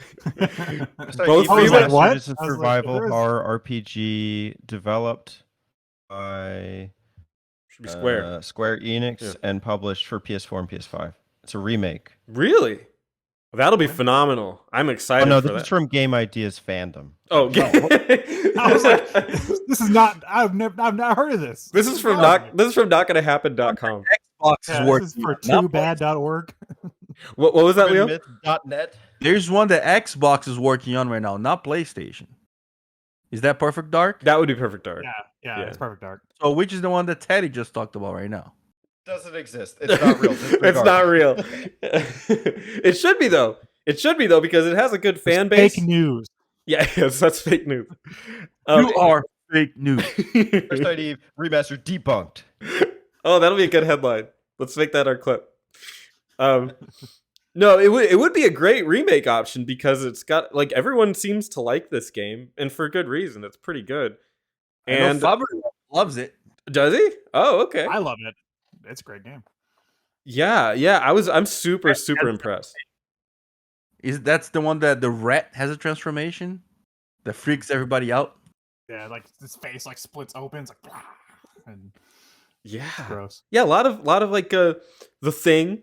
You can see the influences from The Thing in there, which is really nice to see. That's one of my favorite horror gross out movies, I guess. The plot is it's interesting. It's very, very science focused, which I don't understand any of it, but I'm just happy that they went so deep into it. Talked about mitochondria and how they manipulate it to make super creatures. That's about all I get from it. I don't know. Maybe there's more. I haven't officially beaten it. I'm at the very, very end, and I'll be finishing it off today. So I'm really, really excited to wrap it up. I would not recommend you play the sequels. I heard that the sequels weren't as good, so I'm a little disappointed. Dust them under the rug. Don't just forget about them. Okay. The second one, the second one ditches anything RPG related. It's just Resident Evil, and then the third one on the PSP, which is the third birthday, is just a shooter. Okay, well that's a bummer. Yeah. But yeah, it's sad they haven't revisited the first game. But I'm really, really impressed by the unique blend of RPG versus horror. I don't know if it's ever been done in the same way since, but I really, really like it, and I think there is something to RPG management adding to like suspense in a video game if you do it right, and I think this game does it right. Man, I love that like opening number too, like the theme. The damn it. I don't know how many times I've like put turned on the first game just to hear that. And then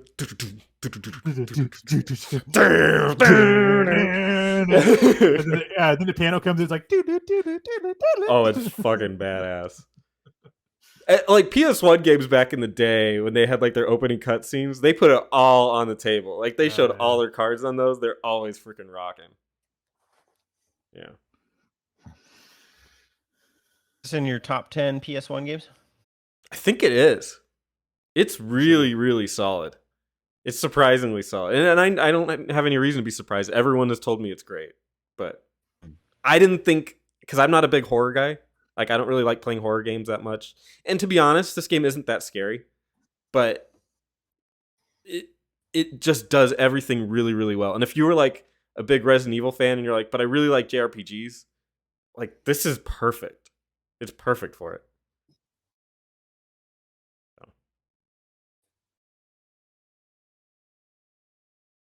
How well does it? I'm not big into horror, right? No.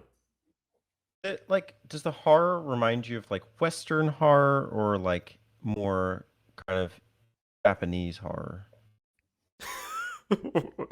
What? I asked you like a horror fan question. What I mean by that is Western. like a more on the grotesque, or is it more on like the psychological? Probably grotesque. Yeah. Like they have like in some of the opening scenes, they've got heads that just ooze their innards out of their eyeballs, and they just like melt in their chairs. It's pretty grotesque, but in a really fun way. I think it's not. I mean, it's PS1 graphics, so nothing looks like lifelike or anything. It's fun. Yeah, you see like the pre-rendered cutscenes, and it's like all gruesome, and then it goes back to the gameplay, and it looks like a shitty little like pixelated thing. You're like, that's not what was in that cutscene. Shitty, but it has the pre-rendered backgrounds of the PS1 era, which I adore. Anything can have that, and it's already like halfway decent to me, just because I love the look. Square using that Final Fantasy VII money. Yeah. Supposedly, this was based on a book. Oh, is it? Have you read it? Huh? Supposedly, he's halfway through it right urban now. myth. Yeah. according to videogameideas.com. Yeah, you gotta stop using that website, dude. to the fandom. Yeah. This is just speculation, but it might be based on a book. You got me so excited for a minute. You got me so excited for a minute because I was like, "Oh my god, new Parasite Eve!" Because they fucked that series over. Man, that third game is like the main. Okay, so the first game, the main character is, well, it's always been Aya Bray, but she's like she's a pretty strong female character in the first Parasite Eve game. Mm-hmm. But by the third game, it's like there's a mechanic to where she starts like losing articles of clothing, like it like rips away while she's like fighting and stuff, and it's like. You're trying to tell me not to play this game? I'm trying to tell you, like, yeah, but it just feels like after playing the first game, it feels wrong. You know what I mean? It's just like that character's more than That's the first thing I thought. I wish this character had less clothes when I was playing this. Parasite Eve cross Akiba strip. Yeah. Well, it's like if I was playing Metroid, it was like Samus loses her clothes when she gets hit, and I was like, that's not right. Yeah, I ought to get hit a lot. Oh no! How are we gonna save Metroid now? How are we gonna save Metroid? No. The classic. You go into morph ball mode. Want to know?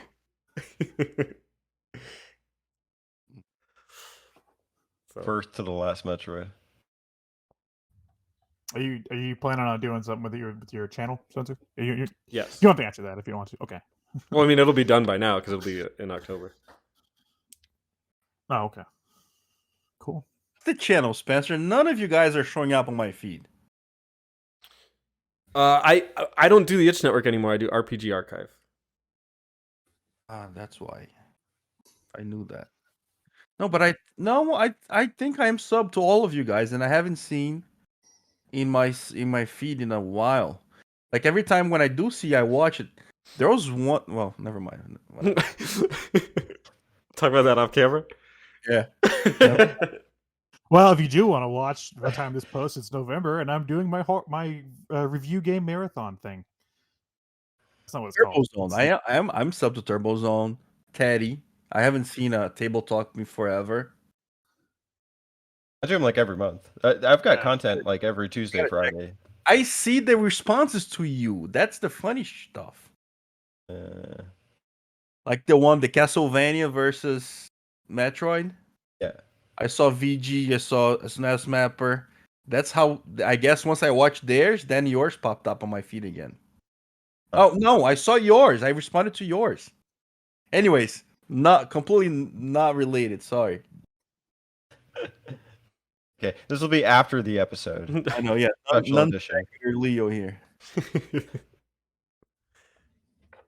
On that, I think maybe it is a good time to close. It has been a joy, Leo. Thank you so much for joining us, and we hope to have you back soon. Having me, guys. It was a pleasure.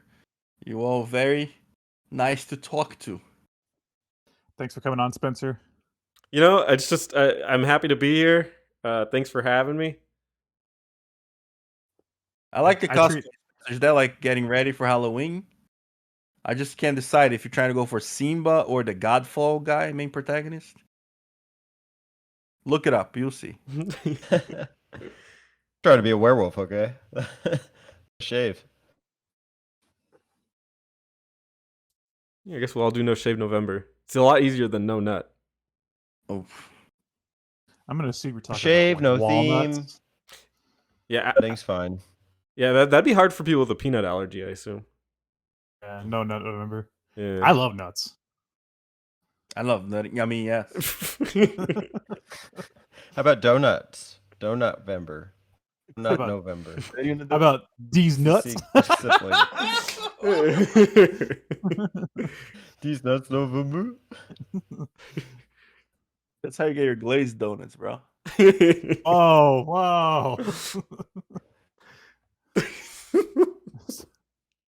Oh, dude, it's all gonna be all nuts. So it's gonna be so nut November.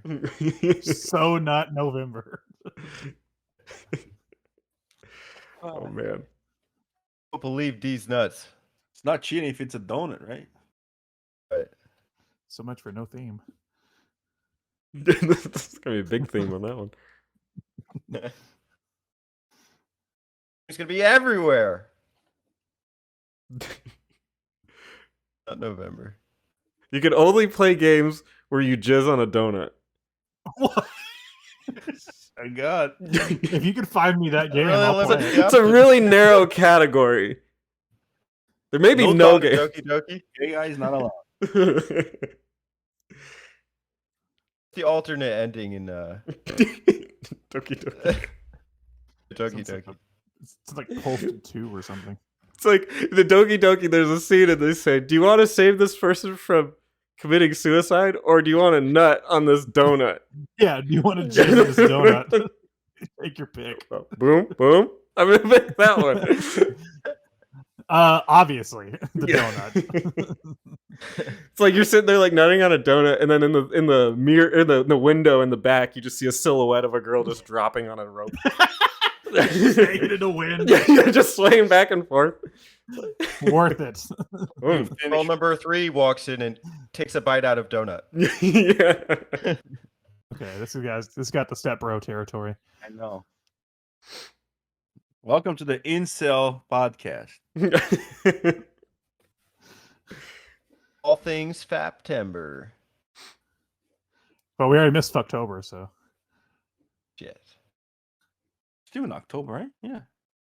well, this is going up in November though. Oh, We plan ahead. damn. You guys are well prepared.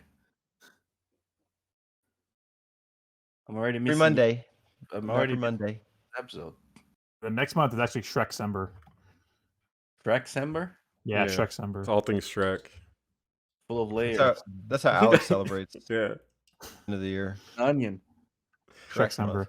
I actually paint myself green for the last month of the year every year. Cosplay So Shrek. Donkey. Plays games with donkeys. Yeah. Answers to Fiona. Yeah. I don't know anything about Shrek, so that's where it begins. Yeah, and no, ends. yeah, I just wanted to fill our Shrek quota. We haven't done a Shrek reference today, so Or Bubble Bubble. Do look kind of similar.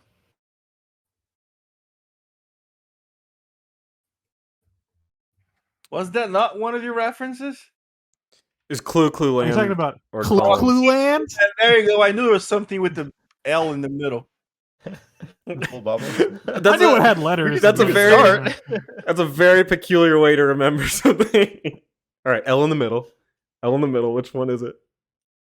Blue Land and Bubble Bubble in my head. Metal Gear Solid. Doki Literature Club. First of all, they have no like visual reference. It's strictly in the name. Tell us really what are your thoughts on Clue Clue Land? I have no idea what that is. It's a good way to Besides end off. in your channel. Can you Well, you give know, us? the funny thing is, it's on the Switch online service that you and your family can play it. Can you give us your Clue Land review, and we'll just end on that. Blue Land. Spencer, put out some Clue Land Mhm. footage. Review the Okay. game you know nothing about. Yeah, review it now. It's old, so I don't do retro. I don't. How have you survived in this gaming community? Saying that it's old and I don't do retro. Stubbornness. That's why the channel. The more videos I do, the less views I get. Everything's old eventually, though. What's old is new. Every second of the day, bro. So time works. That cabinet You next could to you, what is remake that? Clue Clue Land today. How would you do it and why? Huh? You could remake Clue Clue Land in the modern graphics engine. What How is? would you do it? It's a puzzle game. It's a lot of things. It's a good question. It's a way of life. Teach me, master. It's more of like a lifestyle. Yeah. You know, I wish I could Or describe like a guiding philosophy. I wish Yeah. I could tell you how the game even works. Just wake up every day, look at my wall, and then I go, yeah. Oh my god, it's even worse than I thought it was gonna be. Worse or better? Be careful with your. Oh, worse. Oh, Can you describe it? And we'll put up the footage, Spencer. yep. It's a Chinatown version of Pac-Man. That it? Is it? I think you need to play it as well because it doesn't look like it play like it. You can't just move. You gotta, like, Alex's review, you need to play it. You have to like swing on some pegs or something, but like. Well, I mean, come on. It's a postmodern view on how you're capitalism affects, a group of people as a whole, and really what the right. benefits. I think it's been actually a response to this past year. That's a good To point. be honest, I could see that. Yeah, it's more advanced than I thought it was actually. Actually, some said it was so ahead of its time that George Orwell wrote novels about it. George Orwell's Clue Clue Land. 1984, step aside. We got Clue Clue Land. A lot of That on newspapers. GameStop fandom. A lot of newspapers wrote columns about it. Did we break Leo? Leo, you okay? I see all these boards, but you can't tell what the game is. Like it looks like a Pac-Man, right? There's a whole bunch of dots in the middle, but I can't see how people are playing it. Think of the dots as society. We live in a society. And think of the middle as socialism. And then see how the dots try to connect to each other in a way that benefits the middle. Think of it that way. So 42 then. Yeah. 45? Oh, wow. No, 42. The answer to the question of the universe, life, and everything? Number 42. No? Rule 34. Was that Ultimate- the Ultimate the Hitchhiker's Galaxy. Guide to the yeah, Galaxy. Hitchhiker's Guide to the Galaxy? Yeah. That's been a long time since I read that. That's funny. I was thinking you were giving it a 42 out of 45. I was like, damn. So what, you draw? He still doesn't know what's going on. That guy... Whatever. Wait, is the commentary earned? It's a one in this postmodern world that we live in. Yeah. Down with the patriarchy, yeah. Yeah, look at it from there. It was said by Down Spencer. with the patriarchy. No, it does not work. It was said by Spencer, Fair enough. a white privileged man. So nope, your opinion doesn't count. Oh, darn it. For this instance, I'm Mexican. Because I am half Mexican. So I'm going to switch over to that side. That's culture appropriation right there, bro. But I am half Mexican. My mom's But last I name. am! My mom's last name was Cañas with the little thingy on the end. The little thing in the end. Oh Your my! reaction, It's true. Your reaction was like, but I am! It's not cultural appropriate. I am Mexican. The thing, you know, with the squiggly guy, it looks like the snake over the N. But you got to know the name of the thing. Yeah. It makes it the Enya sound, like not the performer, not the dude, I love Enya. not who can say where the road goes, but like Enya, like the sound. This is like post show, right? Oh yeah, is this still? Are we still going? Were we not recording? I thought we were recording. I'm recording. Oh my god! If you guys are still here, I'm sorry. Why? You got the best part of the show. I know this is some people's favorite part of the show. Just wait for this part. The things just dissolve into nothing. We have Funny Leo. little squiggle. It's called a tilde. I'm watching and I have okay. I'm starting to understand the game. So, do you have to draw the things in a specific way, or it's like Minecraft? You do whatever the hell you want to do. Oh no! No, but your opinion is the only one that counts here. Yeah, this is your review. Clue Land, an early Minecraft. It looks more interesting than Doki Doki Literature Club.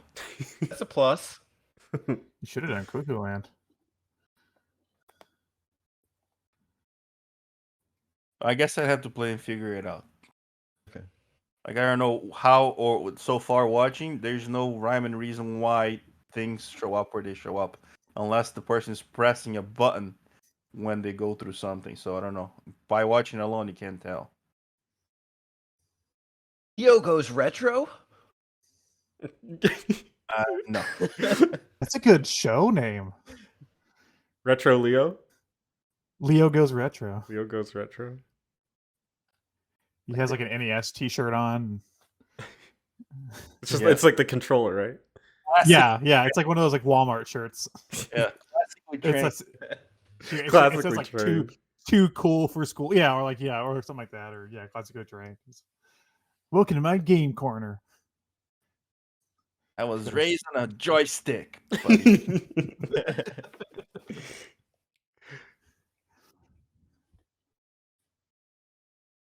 Can we end the show?